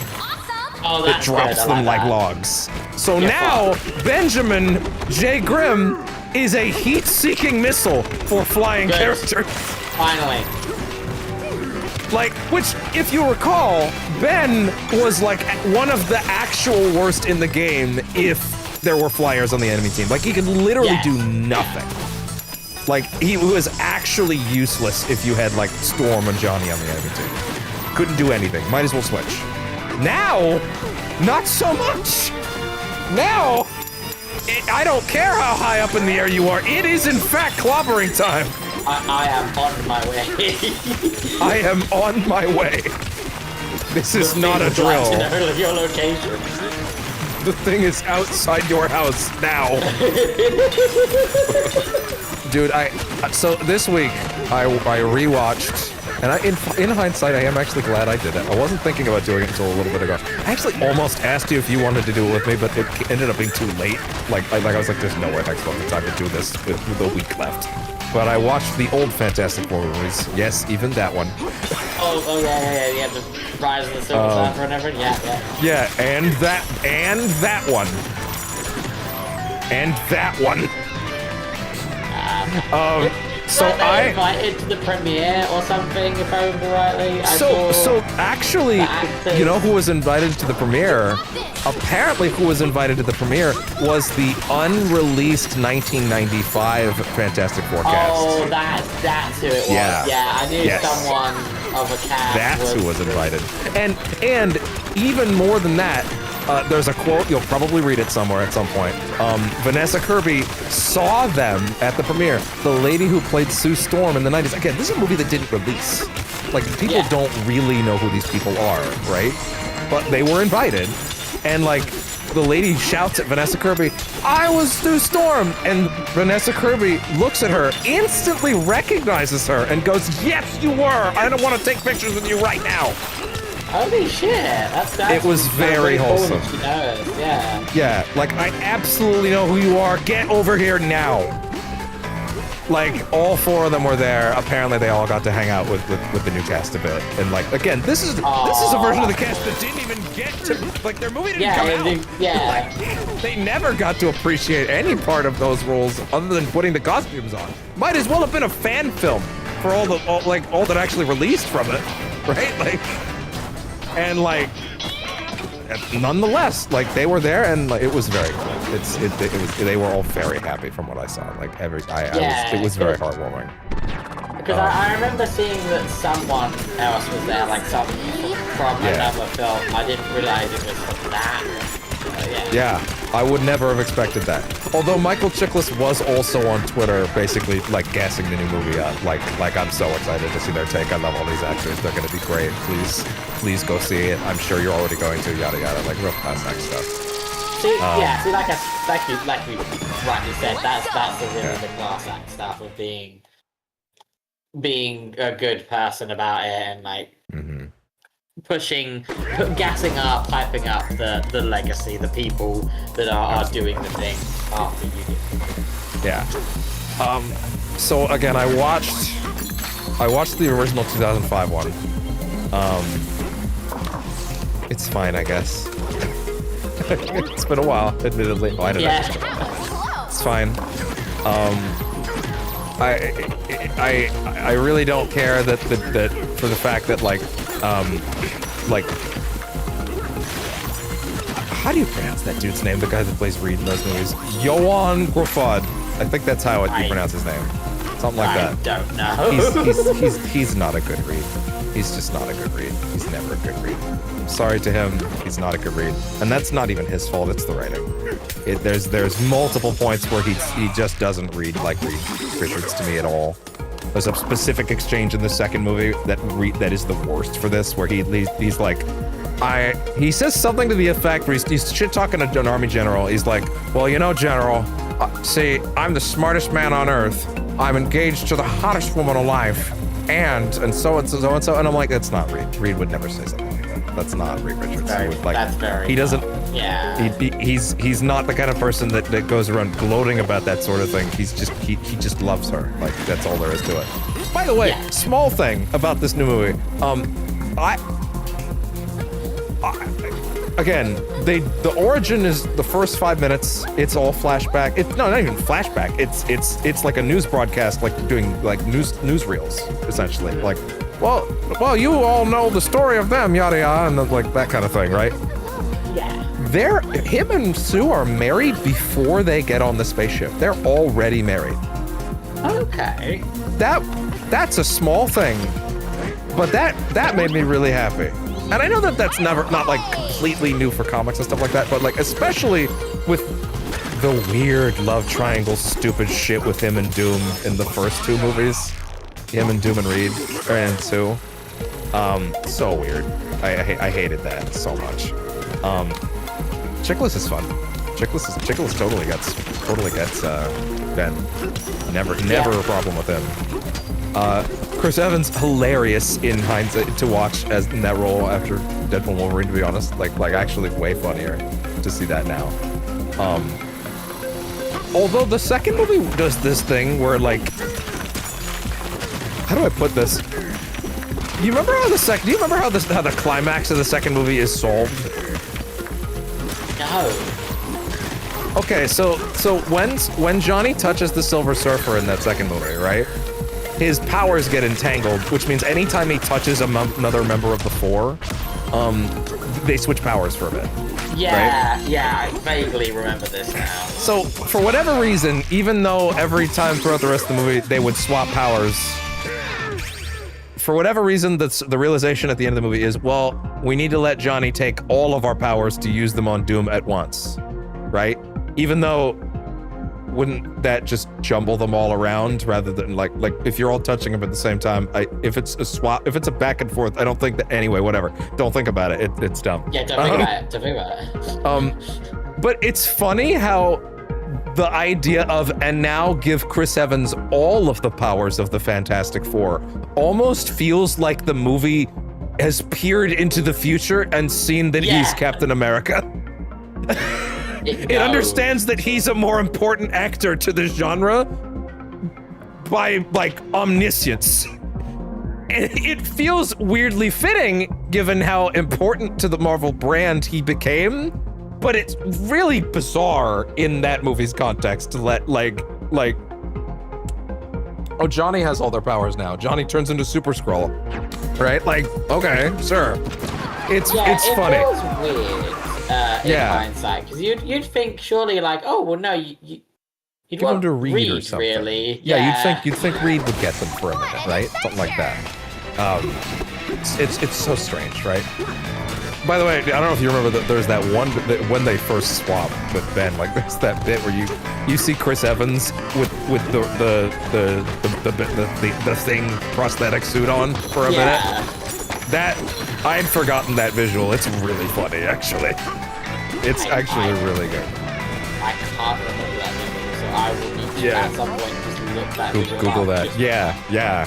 It's wild to see him with like Especially because, like, they let him keep his hair. Like, he's got his That's hair on weird. over it. It's really weird. That's weird. I've got a barrel cannon here. And, like, So again, that movie's bizarre, but I am actually really happy that I rewatched that because, listen, I've railed against it for years, but I had forgotten, not forgotten that it happened, I'd forgotten the soul-searing anger inside of me about Cloud Galactus. Yeah. And Never you know what? forget Cloud Galactus. It was important to revisit Cloud Galactus before today. Because today, 17 years later, please understand, I'm pretty sure Rise of the Silver Surfer was the first time I ever walked out of a movie as a child. You can do the math on that yourself. And discovered what it meant to be disappointed by a movie. I say that You felt the pain. I say that Spider-Man 3 was the month before, but I don't remember if I was disappointed by Spider-Man 3 immediately or later. Rise of the Silver Surfer, though, absolutely, even then. But what got me, and it's actually way funnier now, but did you remember that when you are looking at Cloud Galactus, when you look into the eye of the storm, you see an outline of the purple head shape, Yes. like the with the horns, and I'm like, I was gonna say, wasn't there like? Well, I was gonna say, wasn't there like the outline of it or yes, something?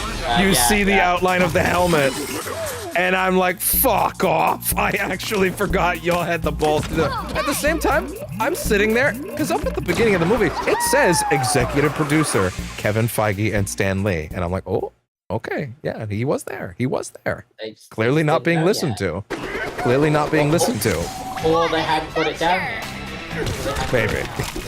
But like, I genuinely think, if I had to guess, especially given Feige's quotes about Galactus this week, which were specifically, hey, yes, I did work on that movie 17 years ago, and I'm not going to disparage a movie that I worked on. However, I'm very happy that as a culture, we are able to look at he basically said that, like, some people would look at a big giant purple man walking around the street and go, that's silly. And he said, I think it's awesome. And he's right. He is right. It is awesome. And here's the thing, it is silly, but it can be silly and be awesome at the same time. That's Exactly. Exactly. You're not exclusive. You're not mutually exclusive on how you can feel. You can be silly and awesome at the same time. Yeah, and in order to, like, really appreciate seeing Galactus in that suit, which I don't know if you know, do you know who's playing him? Do you know who plays Galactus in this film? No, not off the top of my head. I remember seeing the name somewhere because they had like a... It's Ralph Ineson. Because they had like a joke Twitter beef with the guy who played Lex. Yes, he did. Yes, he did, yeah. It's Ralph Ineson, who you might recall as the voice of Sid in Final Fantasy 16, who has a thick accent. Vaguely. If you go listen, go Google any clip of Final Fantasy 16, Sid, and just listen to that dude talk for like 2 seconds. And then think about that voice coming out of Galactus, and it's insane. Because there is a filter on his voice, but I can absolutely hear that it's him in there. Like, it's not like a Vocaloid out or whatever, you know? That is funny. Yeah, he's like a dude that he talks like this. He's always up on this side. He's up around this way. Like it's crazy. Like that. He is such a thick accent, and like him as the destroyer of all realities. It was a good idea to rewatch Rise of the Silver Surfer because it made me appreciate that so much more. I had to remember how bad it was. I had to see how it. bad it was and see how far we come. Also, something I bet you forgot about this, and it kills me because it's not like this in the first movie. It's not like this in the first movie. Jessica Alba, who does a decent job as Storm. I don't think there's anything really wrong with her performance, to be honest. Did I say Storm instead of Sue Storm? just a second there, but it's fine. That's funny. That's fine. That's fine. But in the second movie, okay, listen. For those that don't know, and if you've only ever seen Jessica Alba in those movies, you know what? You might not know because of what they did. But they were really concerned at Fox, apparently, about the fact that Jessica Alba is a Latina lady and is not a white lady. Clearly. Because in the second movie, they didn't do this in the first movie. They didn't. But in the second movie, they have caked her ass so white. They sprayed on as much white texture to her skin as you could imagine. Not only that, I'm gonna send you a fucking picture that I took the other night that kills me. They have put such an ungodly amount of blue eyeshadow on this lady that her eyes are practically glowing. I'm confused as to why the blue eyeshadow. I don't get that one. Like they needed her eyes to be so piercingly blue that like her eyes emanate a blue aura. I have sent you some screenshots I took. It is crazy. Yeah. Her eyes are exploding blue outwards. Like, it's so crazy. Like, they needed her to be the whitest, blue-eyedest lady you have ever seen. They could not let anyone know that she was even vaguely tan. You can't be even vaguely non-white. It was wild. The whiteness filter to the highest it could possibly. Literally apply the whiteness filter to this lady. Like, it was crazy. And again, having just watched the first movie, I think I actually did half of the second movie after I did the first movie. I'm getting a little lost here, to be honest. I won't lie, I'm actually getting a little lost here. I'll find it eventually. So I got to see what she looked like in both movies minutes apart, and it was insane. Like, it's like, oh my god, she has You got this! you know that fucking image, that fucking meme of like from Family Guy of like he's holding up the like the color scale. Yeah. Like she's moved up two entire gradients. It's 2 entire gradients. Wild. And then after that, I did something that you might not realize I hadn't done. I had only seen Fantastic via a shitty camera rip on opening weekend. So I had never actually really seen that movie in its intended glory. No, I feel like that you did see it. Oh my god, it was right here. I feel Honestly, like that yes. Is I think I made the right choice in the end. Oh fuck, there was a fucking wait, shit. Now I can see that back there. Let me off. Okay, there we go. That movie, I watched it in probably, weirdly enough, the most ideal way to watch it this time as well. In that I watched the first 40 minutes and then it was late and then I was like, I'll watch the rest later. Right? Yeah. The first 40 minutes, by the way, for context, if you don't remember, they get their fucking powers by the 15-minute mark of the first movie. Yeah, it was quite. It's very fast. It's very fast. The first 40 minutes is what it is for Fantastic for a movie that is only an hour 40 minutes. It's crazy. And like, oh my god, there's all the way back up there. I'm trying to get that shit. Let me have it. And here's the thing. Every element of that movie is misguided and Frankenstein to shit. This has been discussed. But listen, the first 40 minutes, I'm not defending this movie at all, in any capacity. But Anyone thought he would be. But there is a central idea. What if we took these characters and basically treated them a little more quote-unquote seriously, quote-unquote true to life? I think it's hilariously misguided, and it's not the appeal of these characters at all. But hey, that's your angle. Okay, I think the character dynamics up to a certain point in that opening act are pretty solid to like, goddamn, are pretty solid to, okay, fair enough. Ben's brother saying it's clobbering time aside as his "I'm gonna beat the shit out of you now" quote. I don't know if you remember that. No, I did not. I did not. Okay, the opening of the movie is Ben running through a junkyard as a 12-year-old, and right the day he meets Reed, and his brother comes up to him like, "Hey, what's up, nerd? It's clobbering time," and smacks the shit out of him. And it's meant to be, oh yeah, that's his brother's thing actually. He's taking it back. He's abuse. Abuse is funny, guys. And like, so the first 40 minutes, that weird shit aside, at least the dynamics are fine-ish. You know, I don't think Miles Teller is actually, admittedly, versus the last guy, I actually think Miles Teller is a pretty decent read in terms of getting the mannerisms and never really feeling super out of character. Yeah. Now, well, okay, super out of character, script-wise, not so much. But like, as far as the way he's playing him, I thought he was honestly pretty solid. I wouldn't have minded that. Side note, you're aware of the Maker in the comics, right? Like, I don't have to explain who that is. Yeah, okay. I kind of think it would be really based if they grabbed Miles Teller and just said he's going to play the Maker in the MCU. Anyway.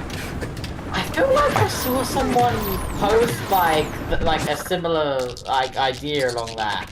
It's definitely not only my idea, to be fair, but I kind of think that would be rad. If you're like, yeah, just grab Miles Teller and tell him to play the evil version of Reed. I think that would be kind of actually pretty interesting. So they have Kate Mara's fine, I guess. She never really does anything like offensive or great in those movies. It's mostly you're just gonna laugh at the fact that her wig constantly changes between scenes. Like, she's got like her natural hair for the first half, and then it as far as I can tell, she's wearing a wig for the rest of the movie, right? But like, the thing that gets me about that movie the most is that like, once the four get their powers, again, 40 minutes in, for some misguided reason, a bunch of Hollywood executives said, now what if the Fantastic Four was a body horror story? To which anyone with a brain would say, they're called the Fantastic Four! They just before then they read that one graphic novel about Spider-Man dying because of killing Mary Jane with radioactive semen? No, the other one.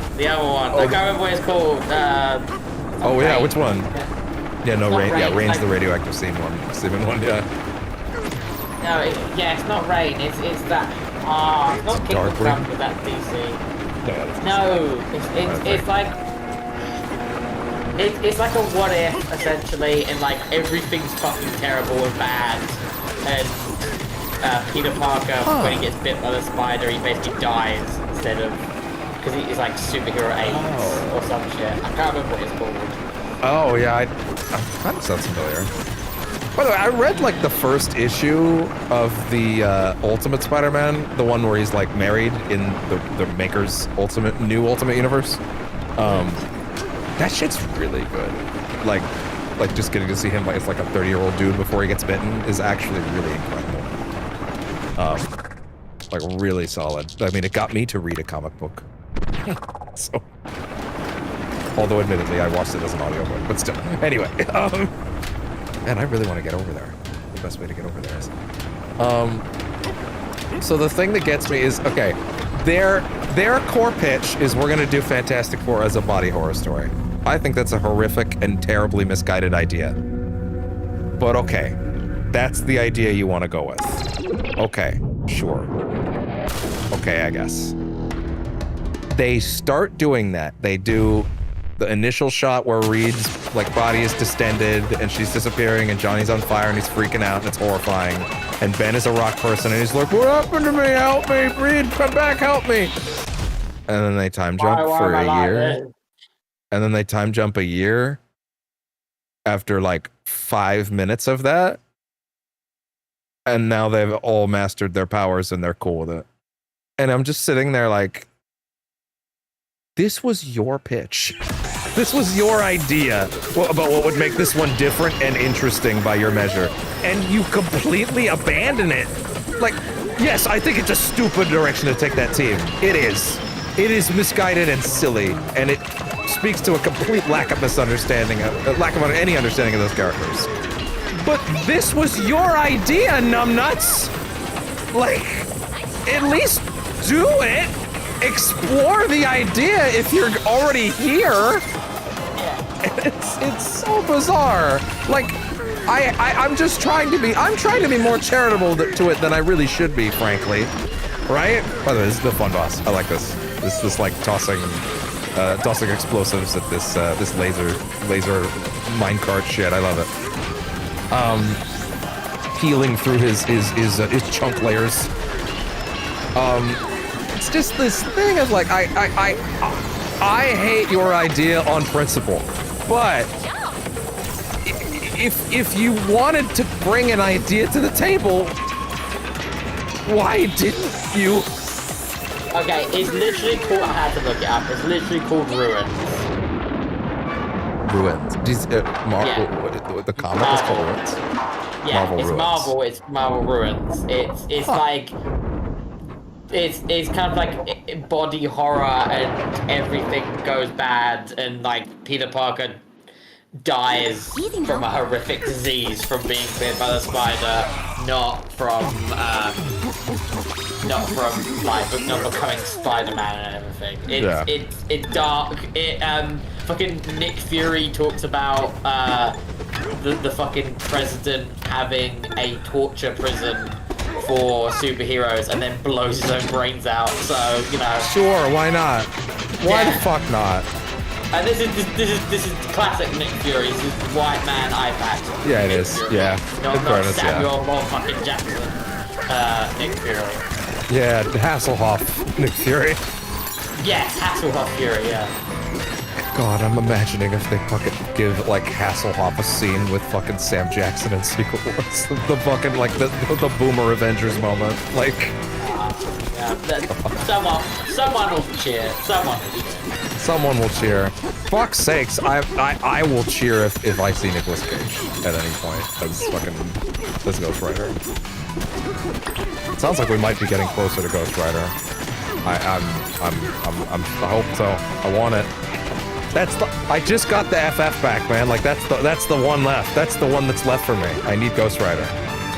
By the way, fun thing about the game right now, one of the things I read before I touched this was like the devs talking about, yeah, we're like super not afraid of players sequence breaking. In fact, the game is very open-ended and we don't discourage it at all. And I was thinking, when I read that, I'm like, oh, it's pretty neat actually that it does that. I'm not gonna do that. I prefer to do things at my own pace, but I'll take it at their intended route, you know, do my thing. I don't tend to like doing that sort of thing, right? I tend to want to see what they wanted laid out generally. Bearing in mind, of course, I am also busting through walls and ending up in certain places early, right?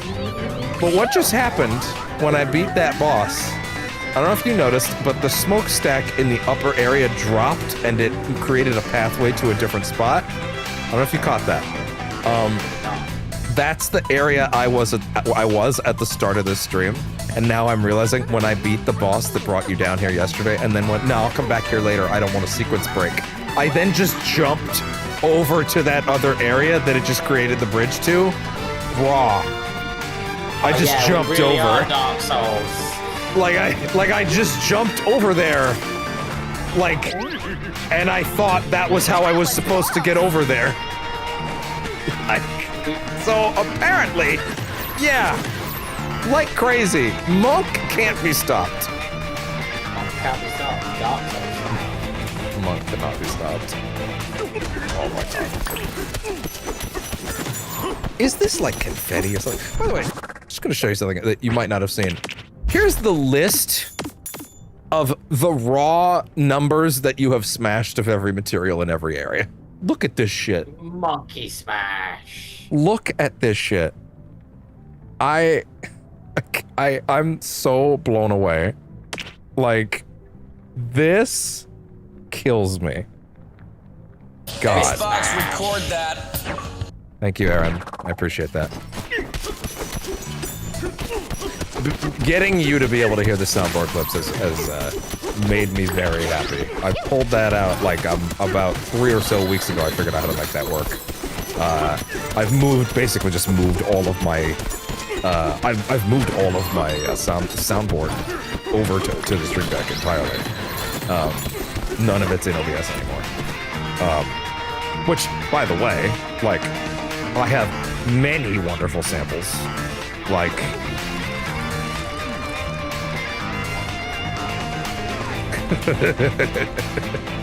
or Now this might strike some viewers as harsh, but I believe everyone involved in this story should die.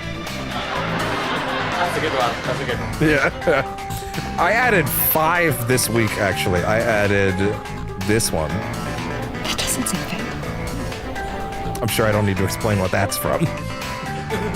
No, I got it. This one was one of those, like, oh yeah, I haven't really gotten a proper moment to use it. I wish I had it for, like, Doom, but... By the way, I clipped this myself.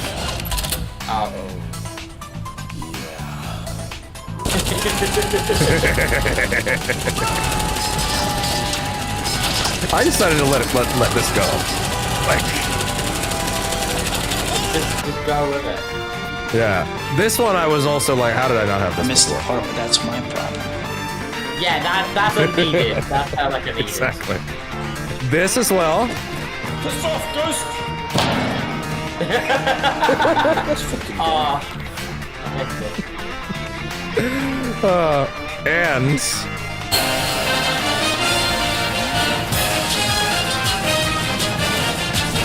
Tech-savvy consumers are lining up today to be the first to purchase Sony's brand new stupid piece of shit that doesn't do the goddamn thing it's fucking supposed to.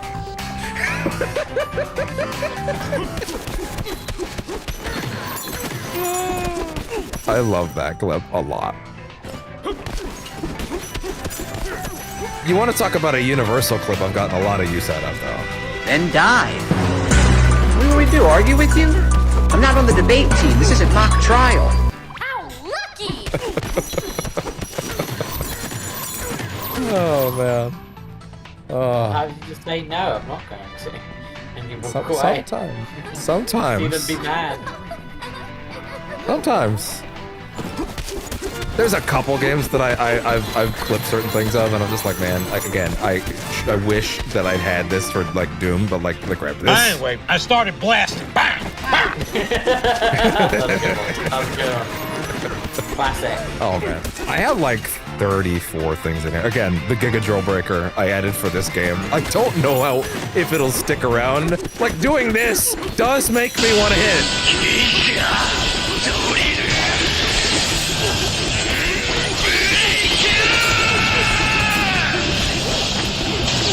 Just look at that monkey go! Look at him go! Oh, monkey, go! Like, I'm just barreling. Oh, goodness. Stop up above. Oh, wait. Up this way. Forward. Clap. I almost said give him the clap, and then I rethought my life choices for a moment.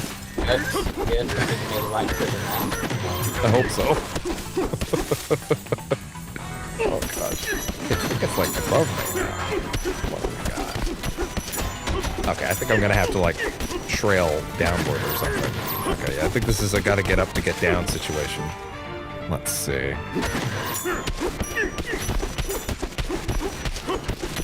I think I mentioned this. I had these 2 clips before, which used to, on OBS, was 2 separate sounds I would have to hit in sequence one after another to make it work. But thanks to Stream Deck, I've now rigged it to on a single button press. Don't give up! With a delay, so that it basically plays out the same way I had it rigged the first time. Well, I didn't actually have a rig to do it. I had to literally do one and then the other every time. Multi-actions are crazy. Multi-actions are actually insane. It's like, having a multi-action switch for anything has, like, dramatically changed my life. The ability to flip on all of my RGG Fridays tech with one button it makes me very happy. Which, for the record, I know RGG Fridays has been gone for a hot minute. and I would have, but admittedly, it will also not be one tomorrow because of the FF stream. I might get one on the weekend. Because again, I have my, it's Friday's light, you know? It's like, it's Friday primarily. But sometimes, if I just want to play some Yakuza, you know, admittedly, sometimes you just want to play some Yakuza. Sometimes just one of you, please. So I don't know if you're aware that, like, me digging all this stuff has, like, tangible benefits and values. But, like, whenever I dig and it drops, like, one of these random chests and I break it, like, they sometimes have maps in them that just tell me where collectibles are. So, like, when my OCD takes over and I just start returning to Monk, like, I'm actively making the game easier for myself later. And, like, some level designers were devious with this game. They have preyed upon my autistic sensibilities. I feel targeted. Nintendo might be hearing from my lawyers. My percentage chance lawyers. I don't think I ever said welcome to percentage chance for the night.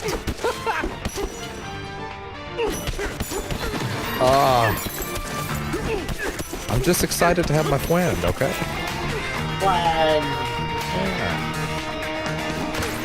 Which, by the way, thank you. You've been here for... Wow. That was actually only 2 hours? It felt like longer than that. I was gonna say, I was like, I think it's only been like 2 hours. Damn. I was like, damn, I can't believe Hex has been here for like 8 hours. I'm like, no, I don't think that's quite right, actually. Yeah. You are not planning to get a Switch 2 anytime soon, I imagine. Not anytime soon. Yeah. In the future, yes, but for now, no. Gotcha. Well, one thing I did realize for next time we do something on the console that is, or sorry, on the PS5 that's like this is, like, I realized, like, we probably could have just done share screen last time, so you could have, like, a proper real-time feed, which will probably help a little. Sudokoko has followed on Twitch. Thank you very much. Please don't be a bot, and also, most importantly, please read the new rules. It's been a bit of a time recently. Stop cheering for my agony.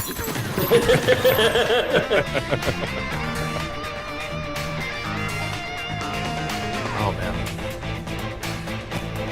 Okay, you know, I talked enough about all the old FF movies. I'm not going to sit here and spoil anything about the new one. It is not even truly out. But I will give some brief thoughts. Pedro's great, as expected, because he's great in everything. But like, he is great in everything. But like, there was that initial moment where I was like, when he was cast, and then I was like, you know what? I can see it. I can see it. I can see it. Some people couldn't. And some people are also like, I don't like my Reed Richards to have a mustache. And here's the thing, the beard look has become kind of a Reed staple these days, but not so much the mustache. Did you see what he said about Wonder Woman 1984 recently, Pedro? Did you see what he said? No, I didn't. No. Okay, so he said, firstly, did you see that movie? No. Okay, have you seen what he looks like in that movie? What Pedro Pascal looks like in that movie? In what movie? Wonder Woman 84. No. Okay, right now, this is very important for context. Please go Google Pedro Pascal Wonder Woman 1984. I've got my phone. And you may have a reaction, is what I'll say.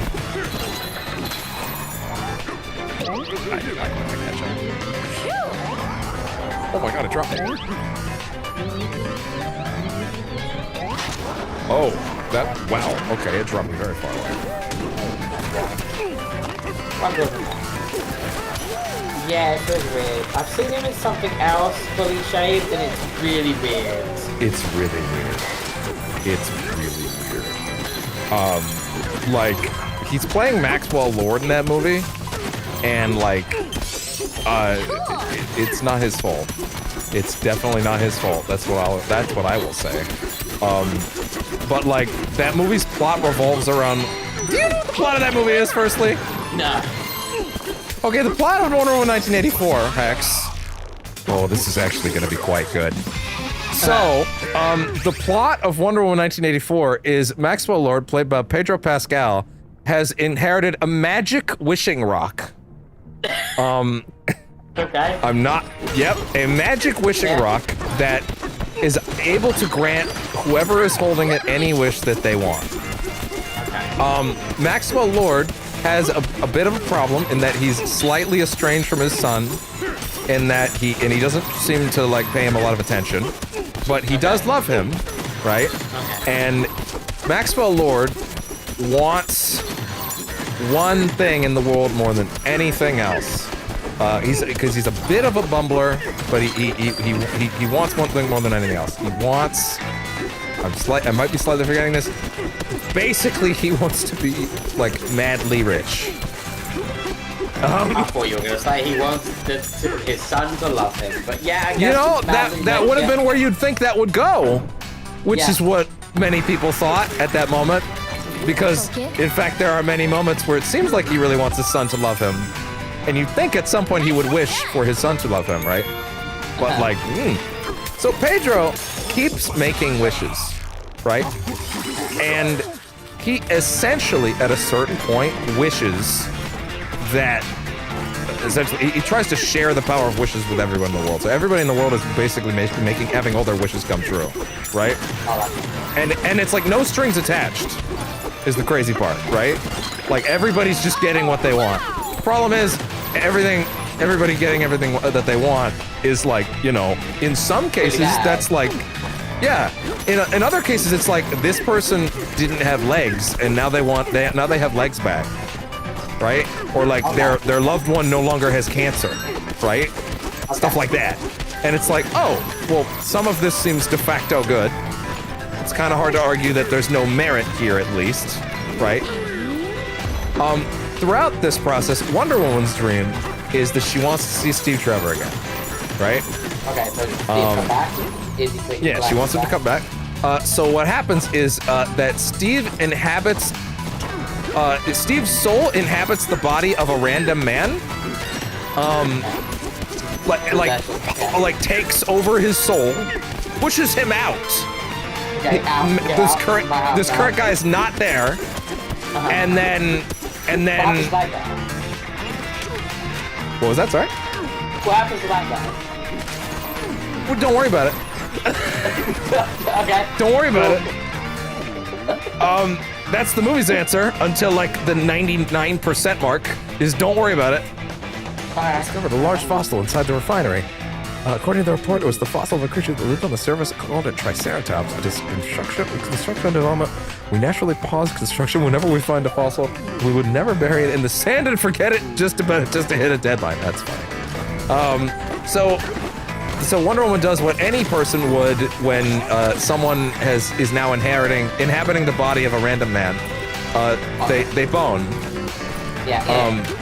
Now, keep in mind, this man didn't consent to being boned by Wonder Woman. He might not disagree, but it's a little strange to sort of have your body possessed and essentially used as a sex toy for Wonder Woman.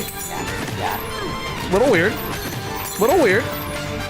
Also, Steve never seems to bring this up. He's happy that he's possessed this man. He's happy he's back. Yeah. If you're back from the dead, you do care. Also, when Steve looks in the mirror, he still has the face of that man, but he sees his own face and she sees his face. But like, for all intents and purposes, that this guy looks the way he should, and essentially has been stolen away from his real life, right? You can tell that it's deep in story time because I'm running in circles, but it's fine. And like, let's see if I can. Ooh, that on the marker. There we go. Right over there. So, Pedro gets everyone in the world to have their wishes granted. Throughout that process, Cheetah is also in the movie, played by Kristen Wiig. She just wants to be cool and sick like Wonder Woman. That's all she wants. That ends up in her turning into a cat lady for certain How does reasons. that work? Don't worry about it. Don't worry about it. Why does that mean you're a cat lady? I mean, if you wish to be a cat lady, Don't worry about it. You would No, like it's to for believe you. I bet you'd hope there was an answer. Like, surely, if you wish to be cool and sick like Wonder Woman, and that was your wish in a world where wishes happen, they'd be like, oh, it turns out we are not your parents. You come from this island, and you're a Amazon. There you go. Okay. Yeah. Yep. Tons of shit like that. Don't worry about it. Weird things like Pedro going into like a foreign country and essentially a country that is essentially like Saudi Arabia, right? And then just being like, yo, I want to broker a deal with you guys. Actually, I own your land now, bye. And like, what do you mean you own your land? No, you don't. And then he's like, actually, I do. I snap my fingers and my name is on the deed of all your land. So I just own your land now, bye. Shoot that man. Yeah, but they can't because they want to. But now he is the wish man, so they can't do that. But then, wait, hold on. But then, does no one ever have a wish that, like, I wish this guy would fucking stop this? Yeah, you would like to think so. The rules are very strange. Now keep in mind, at this point in the movie, Pedro's son is like, Daddy, I love you. I just want to spend time with my son, with my dad. And Pedro's like, I love you so much, son. Ignores my son for the next half hour again. Just like, doesn't even matter. Eventually, it's like Wonder Woman on national TV begging all of humanity to renounce your wishes because it's the only way to stop Maxwell Lord from having all the wishes he wants and taking over the world. And like, we can't have that because the only way to reverse the spell is everyone has to abandon and give up their wishes willingly. The problem is, we are meant to assume that humanity's inherent goodness is enough reason for everyone to abandon their wishes. Meanwhile, like I said, some people's wishes may have been, I don't want my mother or my wife to have cancer anymore. Or I would like my legs to work. And I would assume those people, I would assume that people that have those situations would maybe be like, actually, no, I like my wish, fuck you. This never comes up. They just gave it up. Everyone gave up their wishes, apparently. That's the only reason the movie is able to conclude it all. It's such a bizarre... Exactly. Because, like, it wouldn't be possible that 100% of the world 100%. decides to give up the ability to have whatever they want whenever they want. That's not... Exactly. Funny enough, Fantastic Four has a moment that's kind of similar on a global scale of we will now do a thing, we will unite humanity, but it's way more believable in this movie because of a, you know, actual global existential we're all gonna die tomorrow threat. Yeah, and also, like, that one it is makes a sense. significantly more comic booky movie that embraces what it is in its weird, like, trippy sci-fi retrofuturistic hope in humanity's aesthetic, right? Wonder Woman 1984 is not about that. Wonder Woman 1984 is a movie about Wonder Woman basically date raping this dude's body against his will and shoving her ex-boyfriend into it. And like, Choice. very weird choices. And like, I cannot stress enough. Pedro is like acting his ass off in this movie, by the way. He's like a ton of fun. He's a ton of fun, but also, you know, it's Gal Gadot, Wonder Woman, and, you know, if you go Google a clip where she's like, Maxwell Lord, you have to stop. It's actually hilarious. It's the clip that people make fun of. You know the Kal-El, no! It's that bit for that movie. It's that scene. That's that equivalent to that. It's wild. You have to stop! You have to do your wishes there causing so much damage! Meanwhile, Pedro's got this look on his face like, oh, there's a woman on the hood of my car. It's incredible. Right? So that movie's wild, right? The reason I brought this up was because Pedro said So I had never gone clean shaven for any role in any movie, and after that, I vowed I will never do it again. I looked horrible in that movie, and he did. Let's not get Like a ourselves. mannequin. He does. It doesn't look right. He needs that mustache.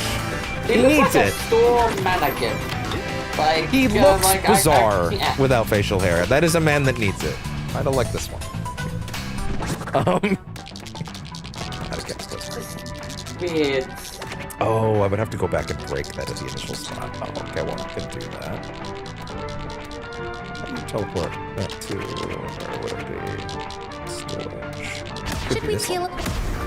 But yeah, so Pedro's great in, oh yeah, back to this movie. So Fantastic Four, again, no spoilers, but like, Pedro's fantastic. I thought he was really great. I really did buy his read at the midpoint. Honestly, maybe more like the quarter point. I thought he was especially great. Sue Storm is the MVP of this movie, without question. Without question. She has this movie. There's been a strong lack in the other 3 FF movies, and everyone has always complained about this rightly. Listen, Sue Storm is one of the most powerful beings in the Marvel universe. She's insanely strong. She's Omega levels. She's not on the mutant scale, but she's absolutely an Omega level character. Yeah. Like for sure. She's incredible. She's crazy. Like, again, the closest you ever get in any of the other 3 movies is a bit where she implies, but doesn't actually do it because that would be too cool. She implies to Dr. Doom, hey, I can put a force field around your heart and shrink it. Shut the fuck up. But she doesn't do it. But the implication is nice, but you never get to see her do anything like that. And she doesn't do anything quite like that in this movie. I would argue she does something drastically more impressive. There is a moment that is going to completely... Power scalers will have their brains rewired for years off this scene. How they beat Galactus, let's put it that way. I love when those people get fucked over. Yeah, there's a...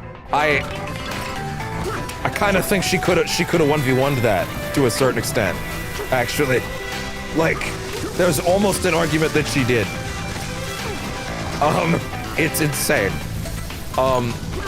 I will be honest, despite the fact that I love Joseph Quinn, I think he's a fantastic actor.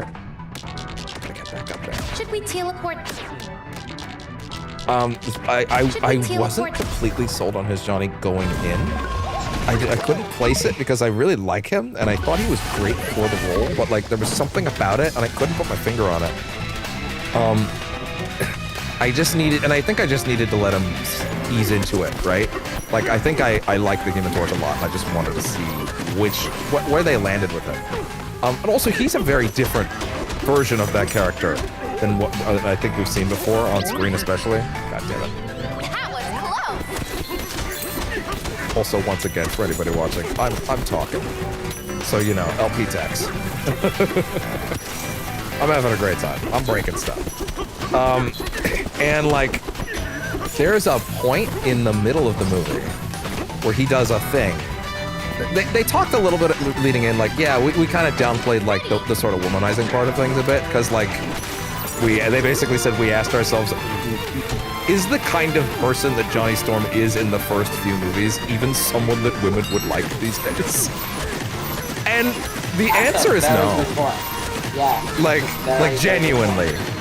Even in the movies like retro 60s aesthetic, like really is that level of like complete pig-headedness and hot-headedness even vaguely attractive? No, not really. So they went a different direction. There is a thing that Johnny figures out in this movie that he figures out on his own without Reed's help that is so impressive that it completely reoriented my understanding of this version of Johnny to the point where I was like, oh, like he's not like, yes, he's a hothead, but not like in the sense that he's not an idiot. He is just as much of a science guy as the rest of them. Like, without question. Like, he figures out the plot would not have worked. He does something on his own without anybody's help. And I was I think that was the moment when they finally reveal what he's doing and how, like, well, not what he's doing. They reveal how deep in he got. That it's like, oh, no, he is actually quite well put together. And I thought that was really, really good. Around the midpoint of the movie, there's a big scene with him that I really liked. Also, Silver Surfer, especially fantastic. Julia Garner was incredible. I really did like the take on Shalabal as this sort of alternate universe version of the Surfer. And it is definitely it is Shalabal. It is his lover. So like it is like that version of things. I thought that was really well put together. I love Ben Grimm. Everybody, I hope at this point everybody knows I love Ben Grimm. I love him so much. Like in media, period. I mean, not even specifically this movie. This movie had a lot to do. The design's perfect. The eyebrow arch they've given him, you've seen in the trailer, like that, like the proper Jack Kirby. The proper Jack Kirby like eyebrow arch, which by the way, I didn't realize this, on the skin in Rivals that they're adding, they've actually changed his head on that skin to have that. Like he actually has that look. I did see someone point that out actually. There was like a there we go. I got them. That was pointing it out. Yeah, it's really great. So the look of it is great, but the one thing I said in the trailer that slightly bugged me about this Ben Grimm was, I do think Evan Moss Bachrach is fantastic, and I do love his voice, but he's not quite doing the Brooklyn accent. Yeah. But as the movie went on, I was like, you know what? There's a couple little things in there. Also, by the way, deeply appreciate that they did actually... Here's the thing. I actually think this is the more important thing, and they did do this, so I also give it more of a pass. That they actually got a Jewish actor to play that. Yeah. That's a big deal. I've heard a lot of people talk about that actually being a really interesting. It is a big deal for Ben. It should be that way. Like, in the same way that, like, you know, Charlie Cox... I mean, Charlie Cox isn't a fucking Catholic, right? But like as important to Daredevil as Catholicism is, you know, or like that, like it's important to Ben. But like, I'm not gonna say you can't get someone who's not a Christian to play Daredevil. I think Christians will make it. It's why I'd say that. I think they got it. I think they're okay. You know, being like the single most overrepresented like group on planet Earth. I think they're alright. I think they'll be okay.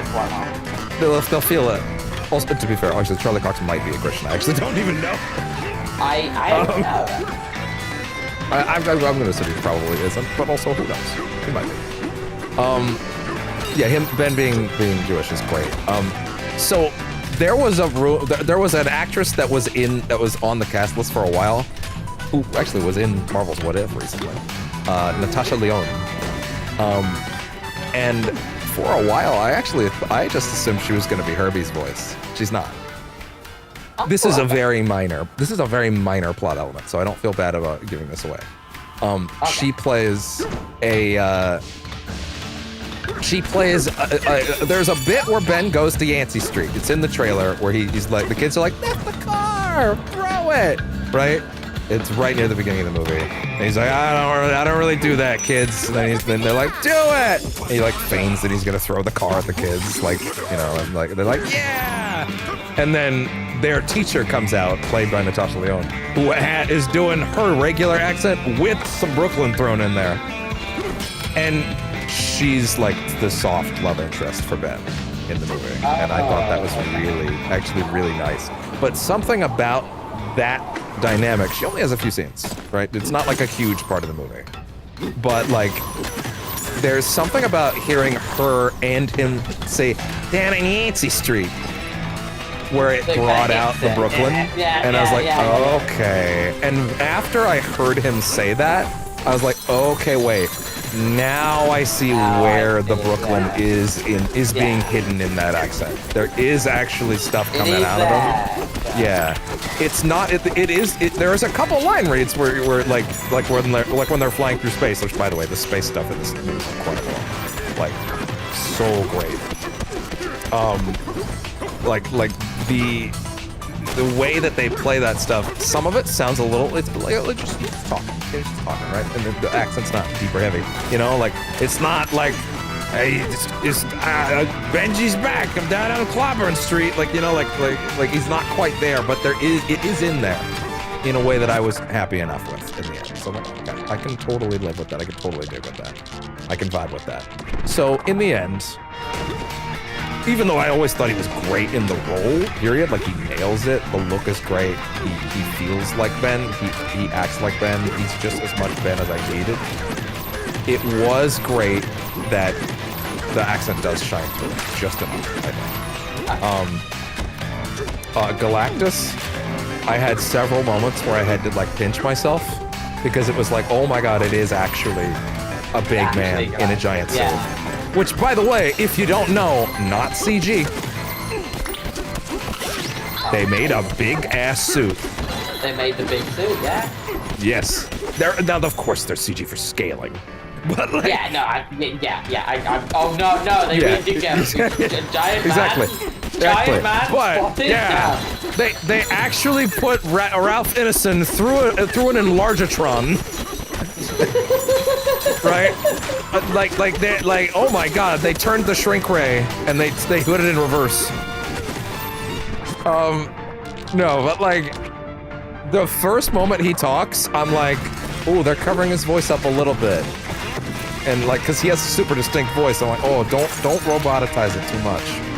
But then as he keeps talking, yeah, and then as he keeps talking, he gets a couple more reads where I'm like, oh no, that like thick Clive shit from 16, Clive, like that shit is pouring out of his voice. And I'm like, oh yeah, this is so good. He was talking yesterday about like in one of the red carpet interviews, he was going on like, yeah, they basically had like, they were shoving ACs into like the side exhaust ports of my suit every now and then. I had a pit crew. I was basically a Formula One car. like dead ass. I had a pit crew that would just come and make sure I was fucking alive between takes. And like, yeah, I can tell. But like, again, the scale of him when he's actually walking through New York is so phenomenal. And seeing the Fantastic Four actually battle Galactus, rather than the Silver Surfer goes up into the sky and then just sort of gets eaten by him. Yeah, it felt a little more satisfying. Yeah. The big cloud. The big cloud. Like, I couldn't say enough positive things about that. It was so everything I wanted. Oh, I'm now realizing why I can't seem to get to that. This is the thing you have to go upwards from, don't you? Okay, wait, so if I look at this from like this platform, that would be up here. Oh! We can't teleport right now? Oh, because we're in the minecart, okay. Yeah, no, Galactus was everything I wanted. Get out of it. I have 45 of the damn things. He's huge, as he should be. They've said it already what Galactus is after in the movie. I actually don't want to say that because I would have rather not known. There? Yeah, I don't know what that is. Yeah. But like, I adore like this movie being like we get the beginnings of like Franklin Richards and stuff like that. Right? Like we get the baby. That's a big part of the movie. That's like minute one. Hey, is like the pregnancy, really pretty, right? Isn't it? It's all glimmery and see-through. Their dynamic is so fantastic, and by the end of it, I didn't even mean to do that on purpose. But what I really by the end, is I the was way just it like sparkles and grinning shines when ear it to ear, shatters. and so happy Don't mind. that they had nailed the team so well. I want you to smash every bit of kryptonite. Okay, there's one little detail about the movie that I don't think. Here's the thing. It is a small thing, but they put it at the very end. But it's based on a real life fact that you could already know. So I kind of feel like I could say it. because it's not like, it's one of those things where you'll go, oh, I should have figured that out, right? So when the movie starts, they immediately, by the way, this movie never acknowledges the 616 timeline or Earth at all. Okay. At all. Not even the post-credit scenes. Although, there is a Doomsday tease. That's not a surprise that will shock anybody. Everybody can pretty much assume every movie they release for until then will have a Doomsday tease. I won't say in what capacity. I won't give you anything about it. But I don't think I'm giving anything away to assume they'll tease that movie in some way in the Fantastic Four movie. But the first thing is they say Earth 828. That's the opening shot is Earth 828. That's all they give you as far as this is a different timeline. But they certainly never say as opposed to Earth 616, the sacred timeline. They don't do that, right? Again, I'll ask you first. Does the number 828 have any significance in your brain as far as Marvel Comics go? Not that I can think of at the moment. It probably is something, but my brain isn't. Yep, that's fair.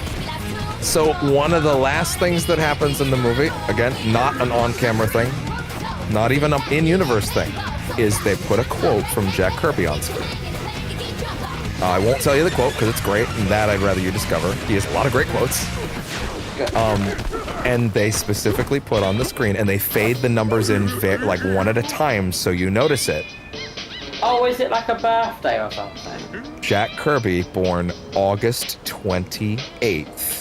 19 okay, whatever. Okay, and I'm like, oh yeah, like I felt so silly for not picking up on that. So I don't really consider that a spoiler because it's like, again, that's a real life fact about a man, right? That like if you knew when he was born, you'd just be like, oh, that's great, you know?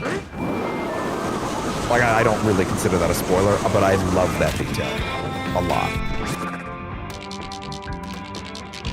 Am I in the right place right now? Big stretch down here. Is it really on that one? Hello? Cool drop. Oh, sorry. I don't know what this drop the call for some reason. Discord sucks, I guess, sometimes. It does do that sometimes. It does suck. I was basically just talking about the number as well as trying to find this particular thing, this particular smokestack. But yeah, go ahead. See, I thought I just did the okay, what could it be kind of meant part in my brain. I was like, okay, well maybe it's a birthday is what my brain went to, and it just happened to be right. Yes. So yeah, it was. Oh, sorry. Wait, did you hear the part that when I actually said it? Yeah. Okay, gotcha. But yeah, like that was such a great touch. This movie is so bursting with Jack Kirby energy. I'm gonna be super real. Obviously, everything that Stan doesn't see after his death makes me a little sad, right?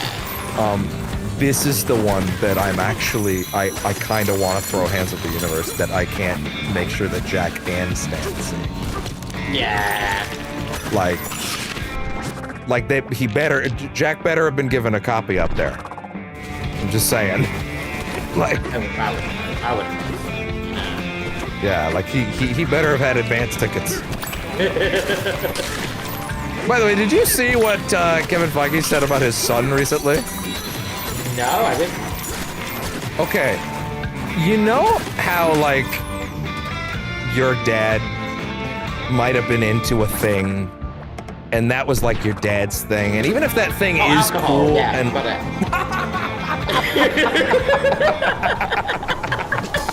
was cool. That was good. That was really good. That was. I'm gonna clip that. Yeah, please do. That's good. That's good. We can do that. Yeah. Where your dad has like a thing that they're really like, and like you end up, unless your dad knows how to thread that needle, and some dads do. My dad did. Yeah.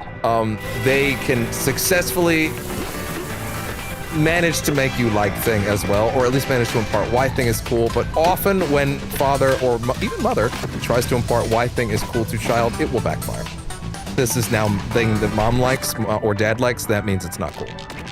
Yeah. It's like a universal balance in the child's brain, right? Even things that are like not for kids if it is introduced in the wrong way, right? Like, or something that is for kids if it's introduced in the wrong way can be seen as, oh, that's their thing. So yeah, that's their thing. Yeah. So I was not surprised to learn that Kevin Feige's son has never cared about Marvel until he played Marvel Rivals. Oh, I wish Kevin Feige's son was super into DC. That would be like the fucking ultimate betrayal. That would be incredible. Right? And like, that shit is so funny to me. But the idea of Kevin Feige's son, like he's specifically saying, yeah, now he's coming up to me and asking, like, where did what was the Punisher's first comic, or like, or like things about like even Luna Snow, or like, who are the Guardians, or who's fucking Jeff, like, you know, stuff like that, like he didn't give a shit before that. How the fuck do you get over there? So it's not up Should we here. teleport there? It must be. Gotta find the fucking banana. Gotta find the Like, banana. Give me the gotta find banana. that banana. Banana nanner.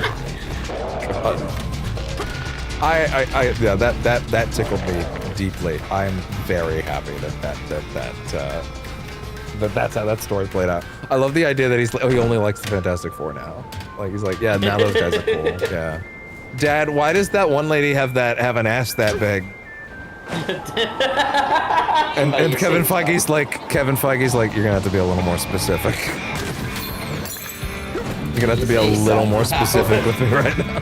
I was playing the new Donkey Kong game. I said Psylocke should be more cheeked up like that monkey. Okay,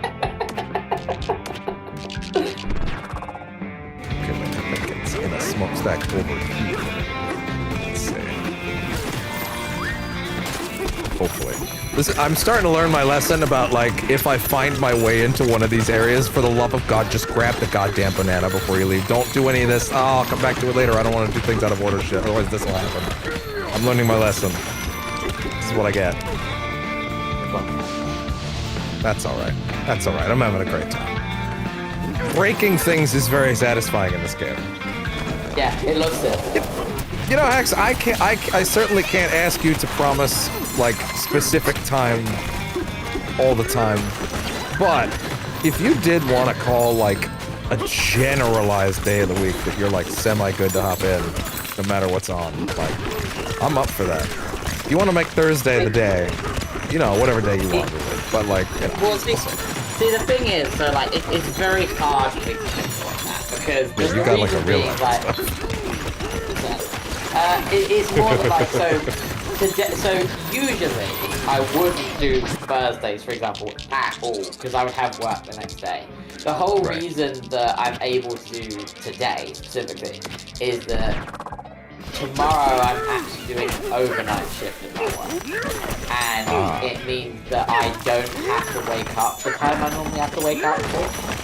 And in fact, to try to get more sleep so that I don't just wake up at that time anyway, because my body wants to do that, I was gonna try to stay up specifically tonight, to try and do things so that I can sleep in. So I'm like, hey, this is the perfect time, I've got nothing to do, you know what, it's the perfect time to go and hang out with you. But the problem is like, I can't really, I'm not really in the position to stay a day. Yeah, like, realistically, the day that it will most likely possibly be Automod held a message in chat. Hell yeah, doing your job. Hell yeah. Doing Anyway, your job. But like the most likely days would probably be like Fridays or Sundays, mainly because those are the days where the next day I'm off. No, go ahead. No, But sorry. I'm trying. I always do that. I always do that when I do a skill point. but I'm trying. I'm trying my best, and I pop up when I can. And Friday. The thing To is, be honest, Friday and Saturday are probably pretty good days for me this week as well. But of course, you are busy, so. yeah. So like I try to do it when I can, but I also try to do it when I'm not like actually dead tired. Because what you don't want is me coming in here and being dead tired and having no energy and bringing Why not? down. Why not? Sometimes that's how I show up. No. You don't want me bringing that bad energy into a positive environment. Yeah. Is this a positive environment? Someone should let me know about that. I mean, it feels like a positive environment to me. But I hope so. I'd like to hope that the vibe is better. Admittedly, I started a little later tonight. The regulars popped in, which is fine. I get it. Anyway, the VOD's the VOD. I know people are checking the VODs out at least. I'm happy about that. I'm getting comments on VODs suddenly. I'm all right. I'm okay. Admittedly, more is always better, but you know. yeah. There we go. Okay, now that I've gotten those, so we fell down there, we correctly landed and got that one. And there's this one up here. And that tunnel is here. Teleport. Okay, there we go. And then I think this might be the last banana in this stage, and then I guess we can move on to the next layer. Which would be really cool if we could actually move on to the next layer while you're here. Yeah. I would love to see something new. Yeah, there's one banana. And is that all the... Yes, I have all of the bones, too. So yes, in fact, there is only one banana left, and it is... Let's see. This one tucked away over here. Yes, and I believe it is next to... yeah, it's on this... Under this mustache, so it's on up here. Ooh, so we gotta get on top of something now. Let's see. Would one get in there? God. DK, I swear to God, I need you to just... I both do and don't want you to calm down. I both want you to calm down and I never want you to calm down. I want him to be stuck in an eternal state of confusion. If this game ever gives... See, you know what the cosmetic item I actually want is? Give me Chunky's vest. Unironically, I would love that so much. That would make me very happy. Okay, I think I'm gonna have to like fall into this thing from the dark side. Okay, if I can't get over there like that. Give me a chunk. Can I get a double jump? No, not quite. What if I was to double? No. Okay. Just gonna go down. We'll go under. Bugs Bunny, straight down. Okay, this tunnel does actually seem to go, so maybe it does actually go down. No, DK can't swim. Great. I'm consistently baffled that this game's level design functions even slightly. Like, it feels like it just shouldn't. Shouldn't be this good. The true Red Faction gorilla. that image of DK standing in front of the Red Faction gorilla logo actually killed me when I saw that. That was a little too real. Too monkey. Too monkey, bro. God, I want to get in there. Yeah, come on, so I can climb up it. Okay. Oh god, I've broken this person's house. Don't worry about it. No, don't. You can't Donkey Kong your way into people's houses. Well, now I have to break all the walls. Just to complete it. Donkey Kong doesn't understand that your house just paid its last mortgage. Paid off its mortgage? Whatever, you know what I mean. It's fine. I live in a fantasy world at this point. It's fucking weird. Okay. How do we get up there? Do I have to jump down from somewhere? I feel like a jump jet or something somewhere? Oh, grab.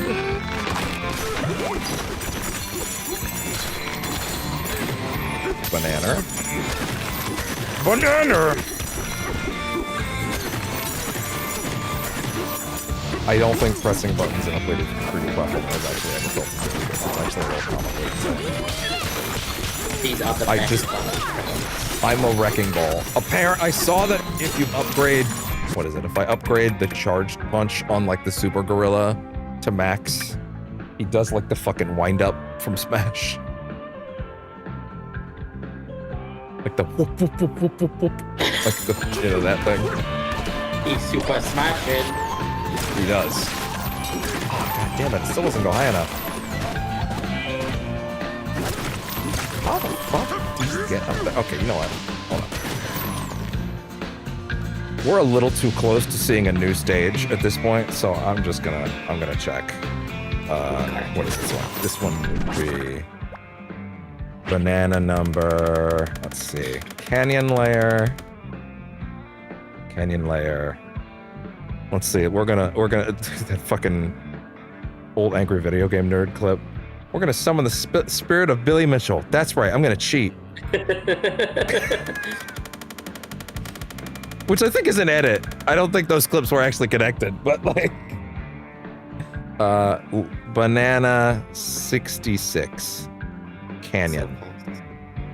So close. Just give it to me already. How do I get into the smokestack?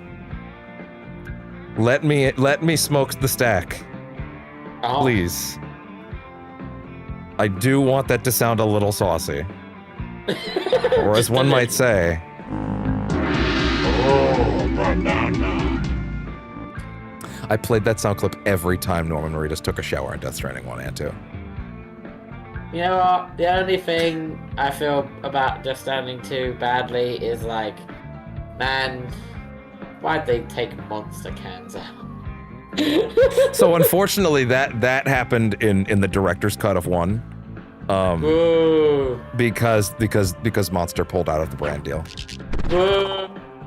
Yeah, they wanted to, so they had to replace it with Bridges Energy. Oh, you literally just do this. Oh, well, that was a lot simpler than I thought it would be.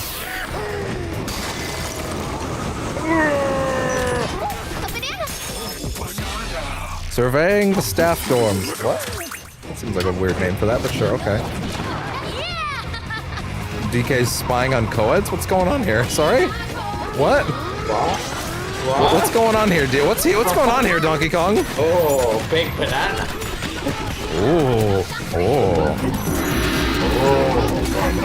Okay, well, officially, at that point, we are done the canyon layer, and I am excited as hell to actually go to a new stage with a new aesthetic at this point. I'll admit, we were here a while. I'm excited. Down we go. All right, big guy. You're all right. He's really excited. He's really excited. Grumpy Kong.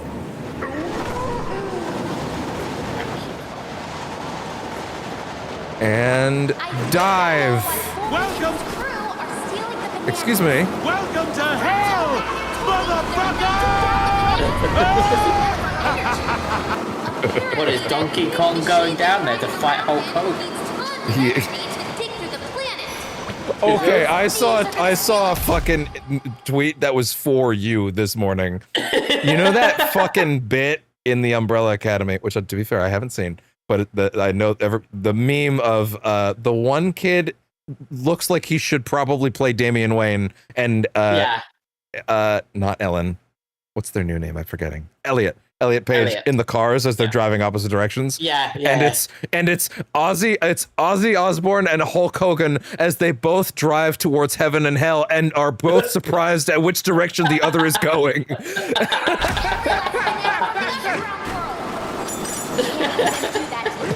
Like they're both surprised.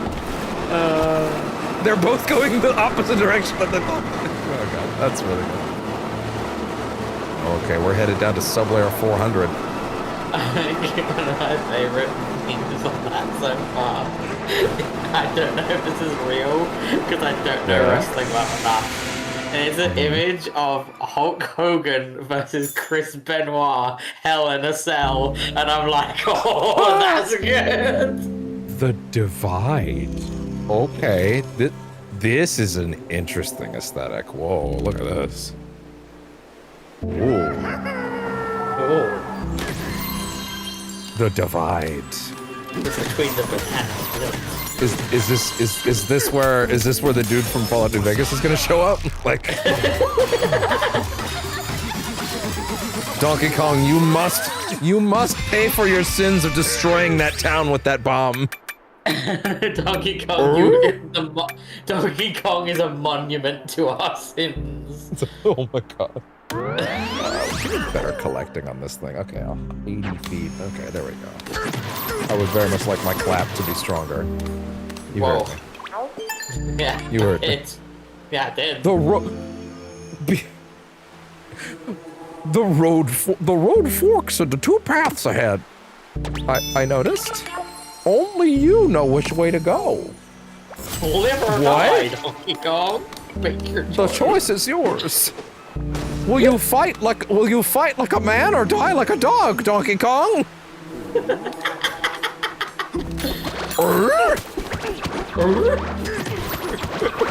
Oh wait, you punch pieces of this and they go into the Huh. That's really neat actually. You're like transferring components from one to the next. I hope the ending is Donkey Kong reaches the bottom and finds Harambe. To be fair, I've been told the end of this game is something spectacular. You could probably go peek at it and then just start making noises and then that'd be enough. Yeah, like fucking just start making sounds at things that you see and then don't tell me what they mean. And then I'll know in my soul.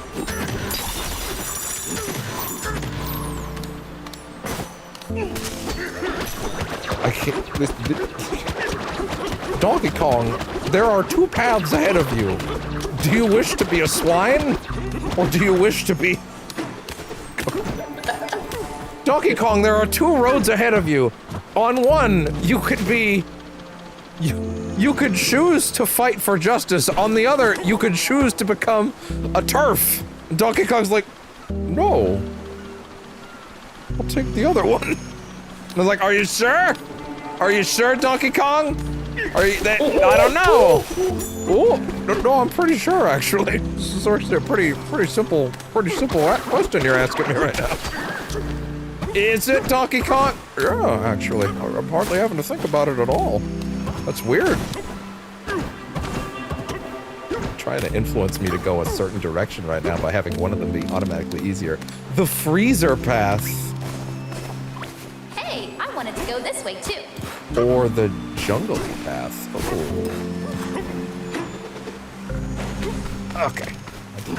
The forest path. Wait, so there are two separate Sub-Layer 400 attempts? So there's like two separate We're going this way? sections of Sub-Layer 400? So now it's not just doing that many, going that many layers down, it's also like there's two different slots and stuff? Oh my god, wow. Like, can I immediately go back to the ice one over there? Like, what if I don't jump down here? Can I go, like, punch this one too? Or no, they're gonna let me. Okay. You know what? I want to see if they'll let me go to this ice one right after. Ooh, interesting. Interesting.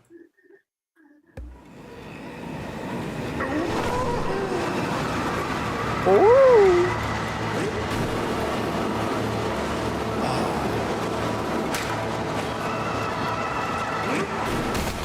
I'm coming through! Hey, Hex. Yeah. Would you do me a quick favor? 'Cause I'm kind of curious, and I can't really check it in this state. Could you log into Rivals? Because the costumes went live at 10 p.m. Eastern, which it is now 11:48. Could you tell me the price of the bundle? The foreskins? Because there was no way to find that out.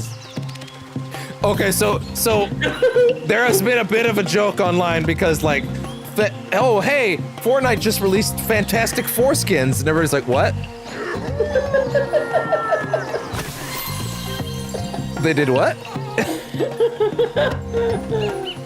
Okay, so this is sublayer 600. They're calling this one 600, interestingly. Well, I would rather do 500 first, so I guess we'll go do... Oh, look at this! Miyazaki would be proud, it's the poison swamp! He made this poison swamp. Yeah, oh man. But yeah, actually, I actually kind of would prefer to go do the ice one first, and do sublayer 400 first. Or 500. Although, I actually don't know if I can go back right now.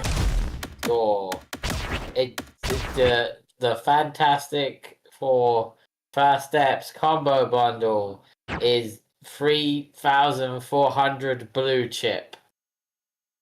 I'm sorry, did you say 3,000? 3,400 blue chip. Oh, 3,400. Yeah. Of the blue chip thing. I thought... So the Guardians bundle was 48. So that's where I was shooting. So that's awesome. It's saying that normally it's 7,600, but apparently it's at minus 55% at the moment for some reason. So that's funny. So it's funny. They've been doing that since launch. They've always like, hey, here's the actual price of skin, and here's its discounted price, but they've never actually put anything beyond the discounted price. They've never raised any of those prices once. I think it's pure. I think it's actually just to get people excited, to make them think, oh well, it might come up sometime, but it just hasn't. Right? Like, because the funny thing is, the prices as they are now is like, for me at least, like sometimes $15. If it's like a legendary, maybe 20, right? But like no one. Again, they've never actually raised those prices up to the actual ones, so I think it's 100% to just make people like think they should buy in faster or something like that. That's FOMO power. Yeah, except it's like FOMO in reverse, because it's like, oh, you never know. This is what we actually value this at, which is like comical, because the actual price would be like $40 a skin, but they've never actually done it, right? So like, I think it's purely to make it look better. Okay, I'm just gonna, maybe we'll just do this stage until I'm allowed to leave. View from Featherfall? Because, maybe they don't want to let me leave until I actually leave. I don't know, we'll see. Alright, fine, the Miyazaki Poison Swamp it is.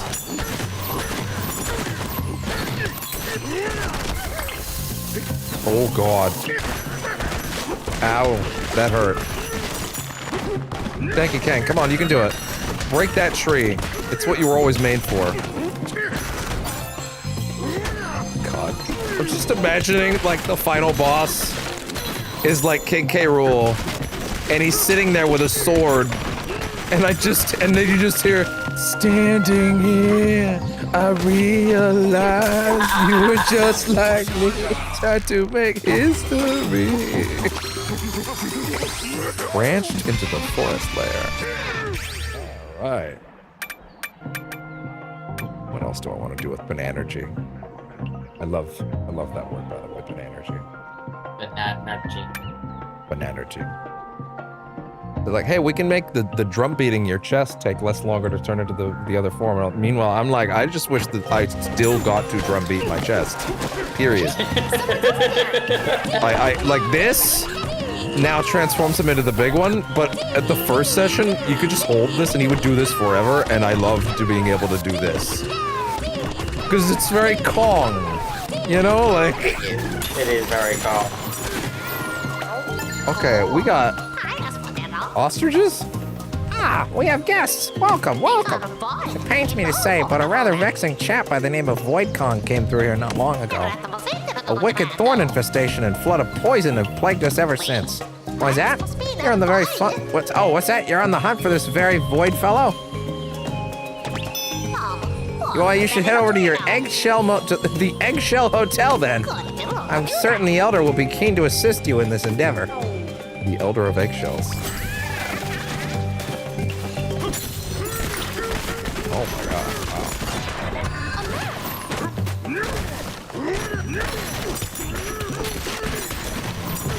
What else can I see? Ooh, there's something over there. There we go. Gotta remember to keep breaking shit out of the new stage. Get those maps. Oh, there we go. What have you got planned for the next few weeks on your general schedule? So I have work tomorrow, but it's evening manufacturing, so I'm free for a little bit of the day, but I've got stuff to do. Saturday, no big family plans at the moment. Saturday's kind of like my errand day at the moment. To be fair, on Saturday I am also gonna be free. For sure. As in this. Possibly. I doubt I'll be around with like Saturday for kind of my errand day at the moment. Gotcha. Sunday I'm at work. Monday I am off. I may have to run out and do something. And I have D game. And then Tuesday I'm off. But I've got my D&D game later evening. Wednesday, Thursday, Friday I'm back at work. I'm trying to think if there's like anything major that I'm doing over the next few weeks. I don't think there is. Other than that, I finally have my 2 D&D parties potentially crossing over to hand over one child to the other group and then hand over the child back. Topical. I see. Topical, yeah. That shit's getting so insane. I'm so every day I'm more and more eager to see what happened with the Epstein shit the next day. Every day after I finish the stream, I'm like, yo, fucking give me my every day. Isn't it so great to actually see that man afraid for once? Isn't it so great to see him acting like I've never, man, this is the guy that's like, yeah, I could shoot someone in Times Square and no one will care. And he's like, yeah, you guys should stop caring because it would be really bad if everybody saw what was in there. If that man thinks what's in there is bad enough to ruin him, that says a lot. I think like my funniest thing was like that day or two where they're like, there is no files, and then everyone's like, yeah, there fucking is. And then they're like, then they're kind of like, oh yeah, there were, but no, but there are, but they were made by Obama and Hillary. And we're like, no, they weren't. No, yeah, no, they weren't. Yeah, they weren't. Like it's him being like, everything in there that involves me is fake, and if you saw it, you'd believe me. It's like, okay, so then you have okay, so then what you're saying is you have no reason not to show us. Yeah, exactly. Like, you show us. Like, and he's like, wait, what? What do you mean? Do it, pussy. Whoa. Show us. Well, yeah, well, I mean, if I'm sorry, do you expect me to believe that if Donald Trump didn't have like 1 billion% exonerating evidence, he wouldn't be sprinting into the New York Times and demanding they print that on their front page right away? Oh, he'd be fucking like, showing it off, and he'd be like, watch this, look at this. Look at this shit. Meanwhile, some people are like, well, I mean, I don't know, Democrats. Bill Clinton might be in there. I don't know, are you ready to let your boy go? Meanwhile, over here's like, Then die. What do we do? Argue with you? I'm not on the debate team. This isn't mock trial. What the fuck are you talking about? That's my problem. Like, yes, of course we're down with that. What? What do you think?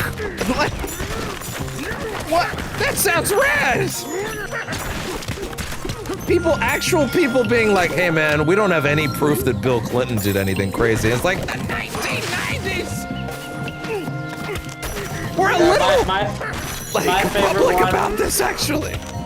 My favorite one, and I will depart on this because it's getting very late for me, and I do need to start sleep. But my favorite one is of people going, oh, well, you don't want them to release the list because there's plenty of people from the left on the list too, and I'm like, good. Yeah, sick. That's awesome. That's great. Do you not understand that we're up for that? Like what? I was like, yes. Show me. I wish to know which ones are the bad ones. Oh, the poison swamp is no joke. Holy shit. Poison Swamp is never a joke. You played Dark Souls. You should know I know. this. Oh, these like vine textures are really cool, actually. Oh wow, look at this. Neat. But on We're that getting into note, some real mechanics now. I am sadly going to depart. It is very late, Must depart. and I do need to get It is the midnights. Which It I is think is like 5 5 a.m. for you. Yeah. Yes, it is. A sweet But, kitty has also come to greet us as we head out. To tap in. Yeah, my other co-host. Slightly less But talkative. yeah, it has been great. Again, I will say what I said last time. It is lovely to talk and hang out and chill with you and everything. And I will return at some point. But the rare multiple guest playthrough on the channel. Two whole guests in 1 week. Even though there will be no second Katie sitting because I mean, I basically had to talk her into like, because she didn't want spoilers, right? But to be fair, I basically just tore up the first room. I literally did like the tutorial area for 3 hours, just beating up the same walls because I was just so enthused. So she didn't end up seeing shit. But I will return at some point in the future, just at an unknown date. Oh my god. For now, This fucking snake is crazy. Oh yes, it was great having you around as always. Always lovely to have the old co-host around. Yeah. From the older days. But yeah, I hope you enjoy the rest of your big banana. Wait, whoa, did you?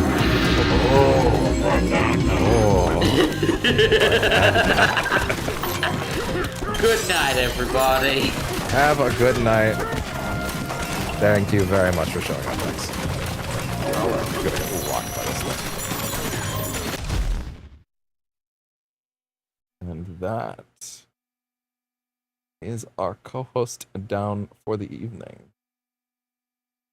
There we go. That was lovely.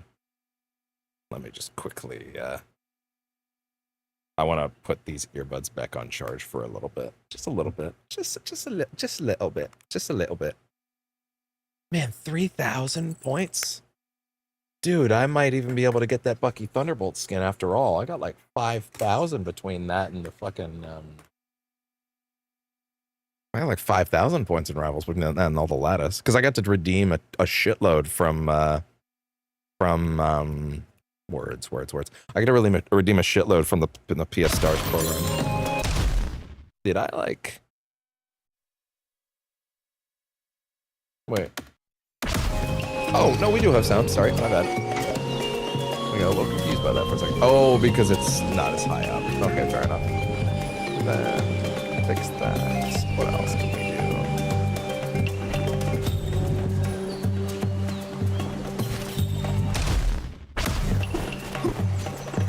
Where did the sound go? Where did this go? Oh, and now it is back again for some reason. What happened there? Anyway, weird. Oh, I'm getting a little bit of that heat exhaustion again, pal. Sphinxes like radiate heat like a generator, so you know, sometimes I physically can't do it anymore. I will admit, a lot of that stream was me kind of going in circles because we were talking a lot, but also, hey man, those are the vibes. And also, getting to have a pal come on for a bit is always great. I always love it when I can get to show up. OBS, are we okay? Why the long sound? Is it like peaking the mic and stopping it? What's going on? Oh, banana! For the ball.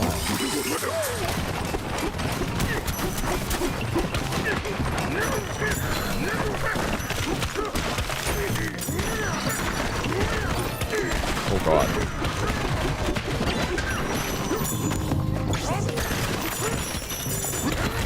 Oh yeah.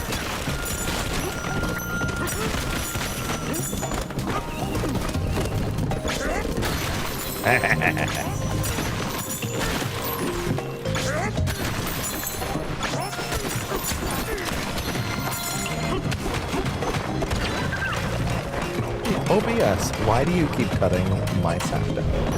Nice one!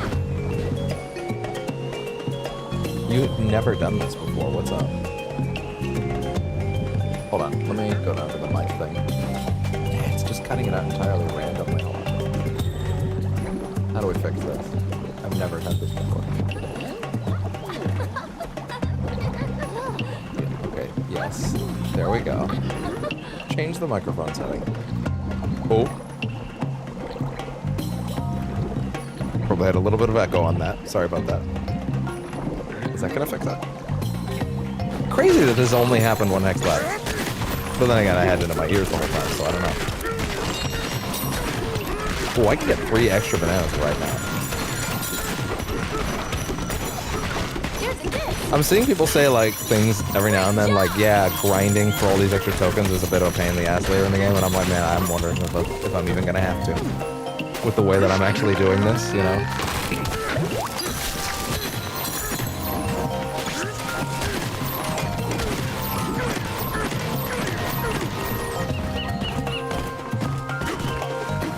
By the way, I found out what he's doing during the roll with Pauline.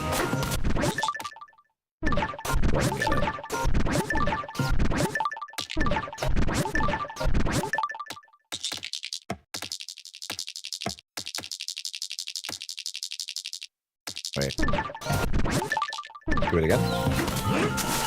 The sound cutting out again.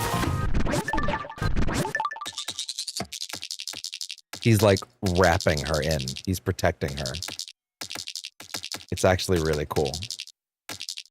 Yeah, like he's actually like tucking. He's actually containing her in the ball. I think that's really cool.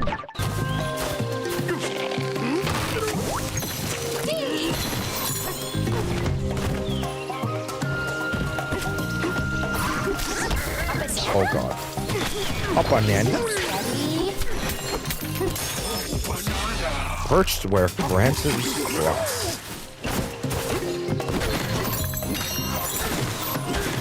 Oh, hello there. Yes, I would. Time for a break. We didn't get a single bot or scammer art person in Twitch tonight, which is funny. I almost wished we did, because then, you know, Hex and I could riff on that, but like, nothing. Kind of funny. I wonder if the new rules were noticed by any potential scammers and that drove them away, because apparently they tend to look for channels that aren't savvy enough to know. But I basically lay out their whole deal in my rules now, overtly. So I likely look like someone that is,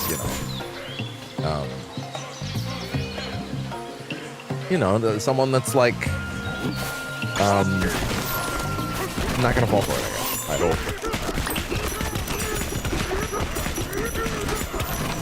Okay, why does the sound keep giving out like that? I really don't appreciate it. And I don't know why OBS is doing that, but it wasn't happening when I had this stuff in. Unless... I think I know why. I think I know why. I think the earbuds weren't fully disconnected, and I think it kept trying to reconnect to them every now and then. I think that's what was happening. I think that's why. I think it kept trying to reconnect to the earbuds. That makes more sense.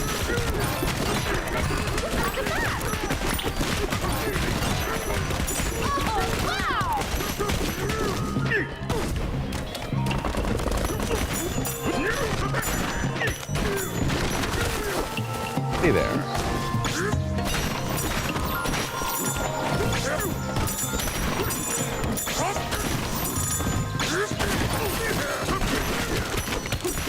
There we go.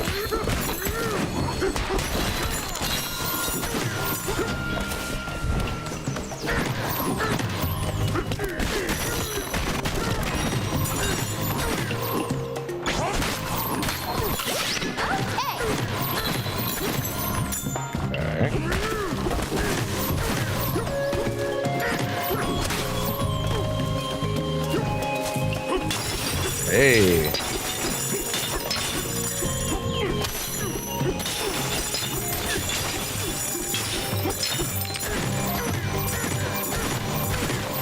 Yeah, that range increase is really helping me.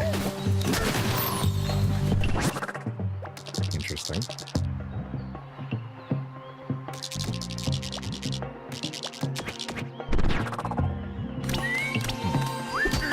Why, hello there.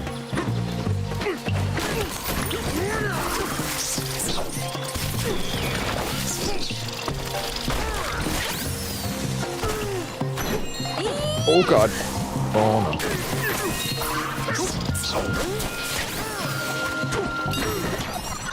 Hey, a disc! Oh god. Well, I'm down here. I'm down here again now. Oh well. Yeah, I kind of wish I could go back to the snow stage first, to be honest. You can go across this safely on a chunk. Well, that's good to know.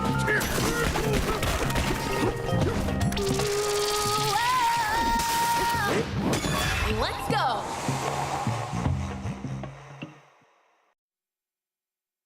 Squealoid.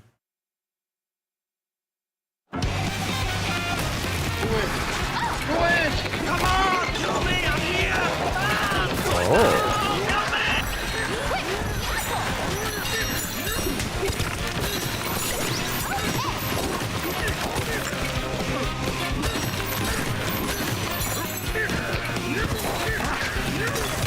Bye. Jeez.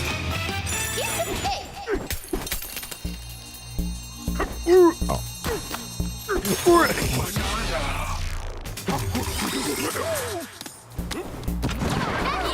I'm glad we got that one clip earlier, because that's a fun bit to have with X.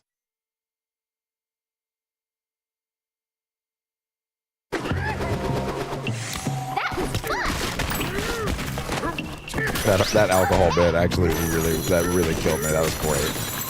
We have a great dynamic. Like the olden days. Steady.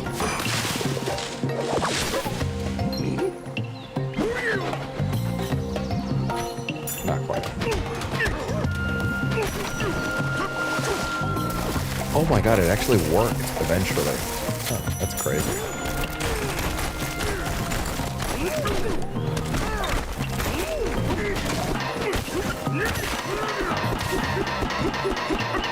He doesn't give a fuck, huh?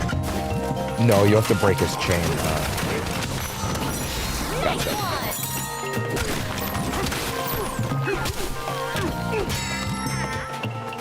It's all that Void Kong's fault. That enormous egg over yonder is our hotel. I work there along with many other fine feathered staff members. If you wish to speak to the general manager, she's on the top floor. She's also the Slayer's elder.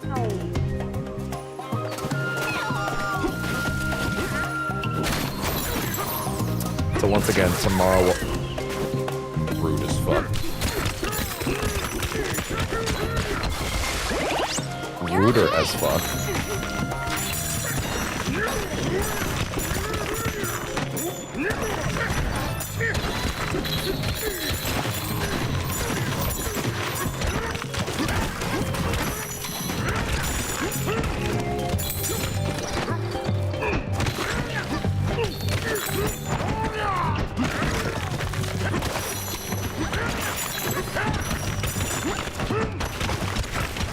That's good shit.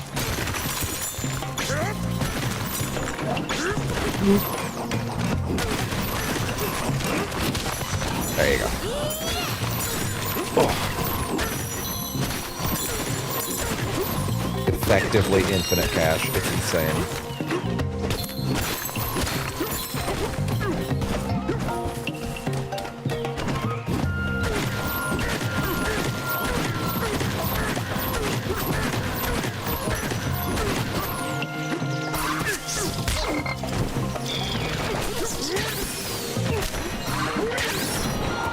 Great.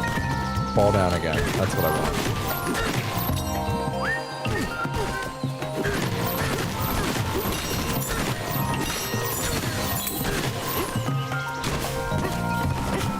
Okay.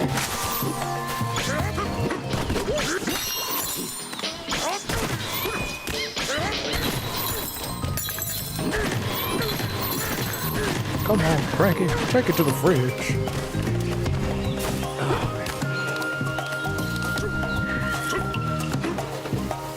one thing I think I've got to get better at, I'll admit, while having a co-host, is still playing the video game. You know what I mean? Like, that is admittedly a bit of a challenge, but that's on me, you know? But also, hey, the atmosphere is here, the conversation's great. I cannot help but feel like it was still a lovely time, you know?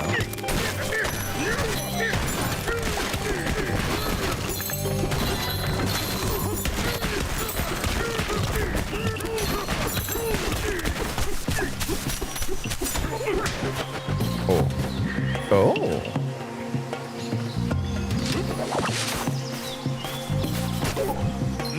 Steady. Oh.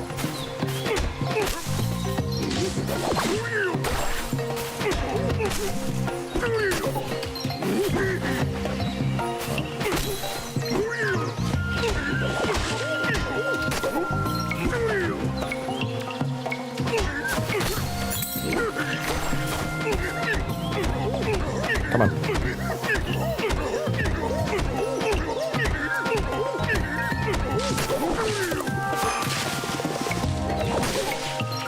Focus.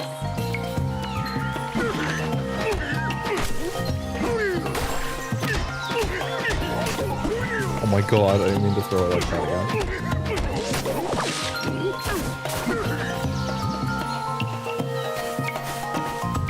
I'm slightly confused.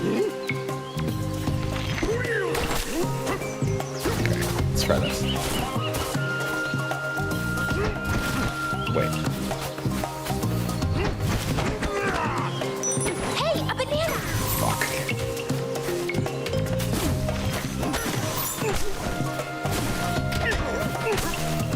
You do that to put it back. Interesting.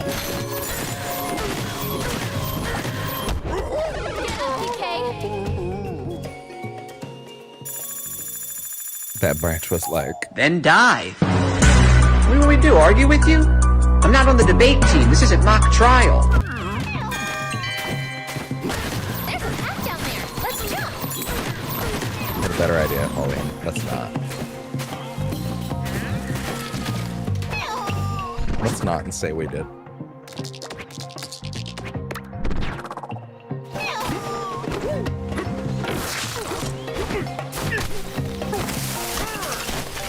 Let's not and say we did. I like that plan a lot.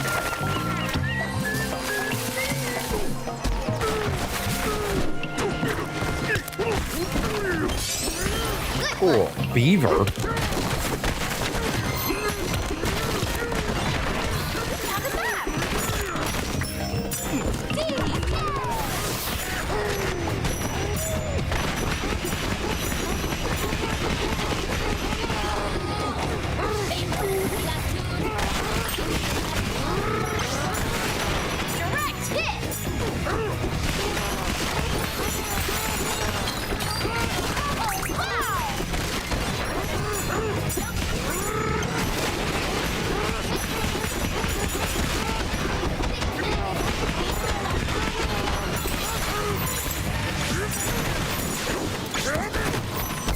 Oh, I see.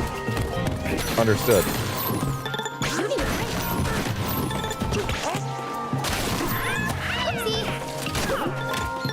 Steady.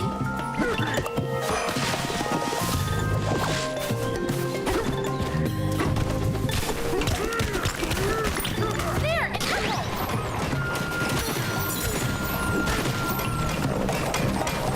What do we got? What do we got? What do we got? What do we got?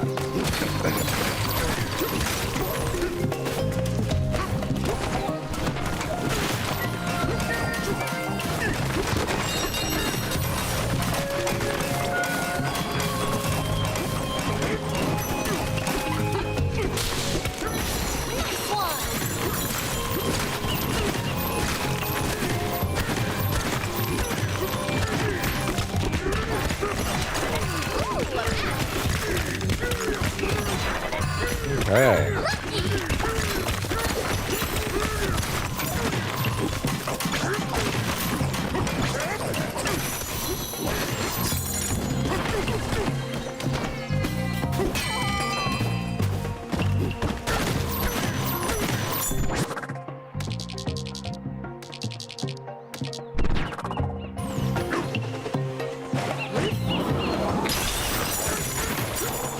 know, I went a lot fucking further down than I thought I was going there. What? Yeah, no, that shit's fast. How would you even get that? That feels like an accidental spawn, you know? Like, that doesn't seem intentional.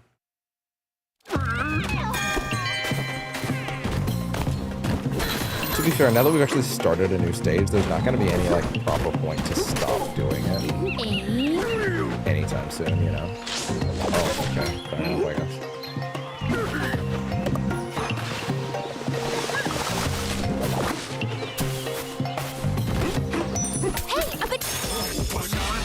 The ostrich's back snap.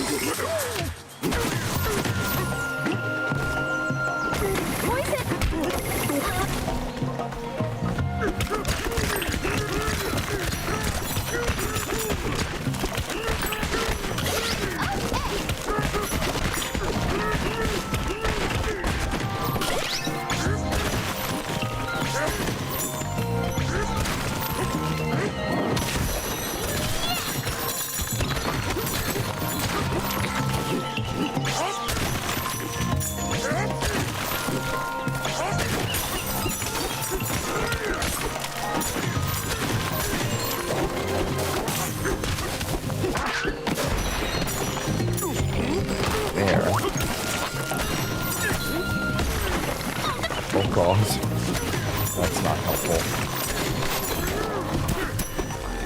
I seriously don't want to dig too deep! Bit of a different dynamic. If you actively dig too deep, you will create more problems for yourself than you can possibly imagine.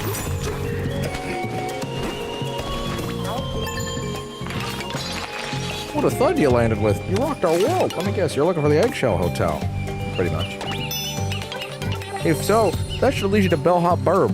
That's where the hotel staff hangs out. Okay.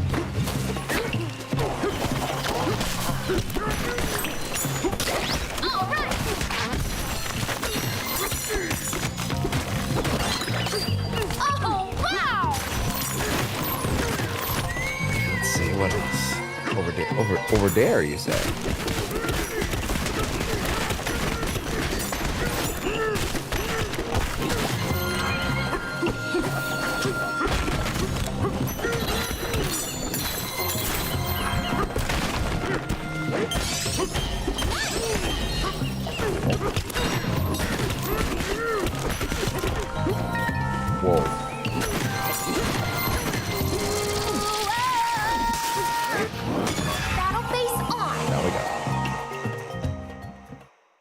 I feel like now I'm admittedly committed to the forest one, even though it's 600, and that breaks my OCD. But because now the other one's gonna feel like going back. You know?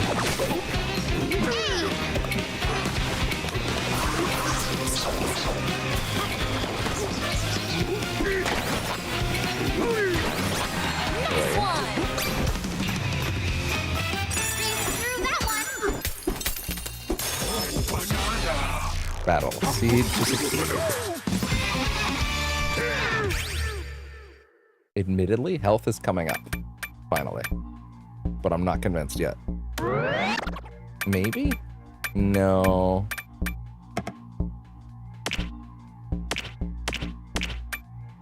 I don't need that. Better collecting for sure.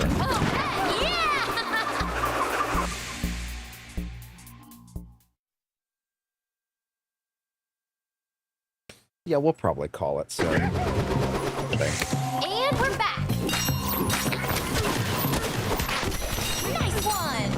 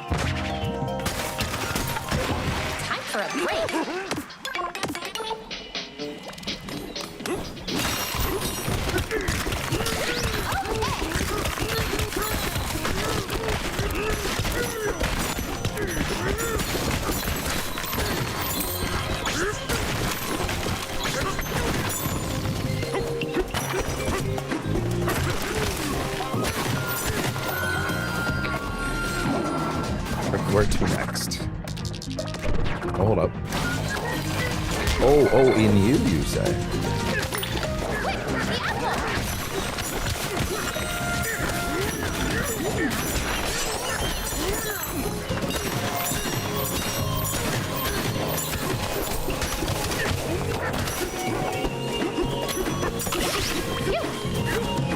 Okay. I still feel like I never got back to that one banana that I was trying to get earlier. Like the one that was hanging up high. Like, where'd that go?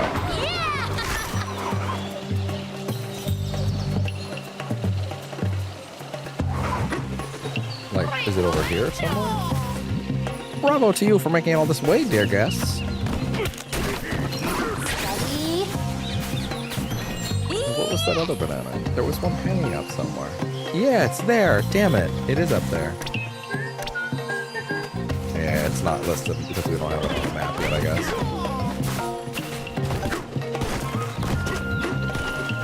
How many in this stage, for example?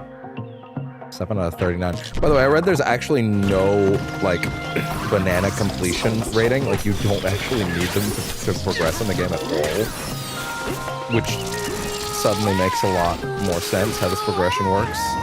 You literally can just finish the game in, like, 90 minutes if you want.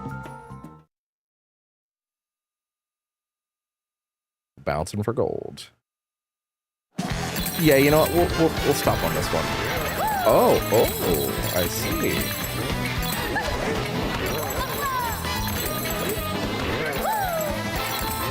Gotcha.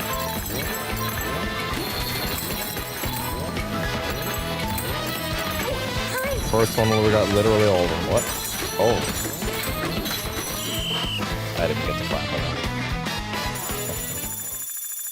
Yeah, you know what? I'm okay with that. That's pretty solid for one night. That's a good 3.5. Jeez, it feels like longer. Oh, yeah, I got back from the movie and all that. Okay, well, tomorrow we're going to do a rival stream to celebrate FF. And we'll play around with those costumes. I'll go buy them right now and figure out what if I'm going to purchase them on camera or off kind of thing. Probably.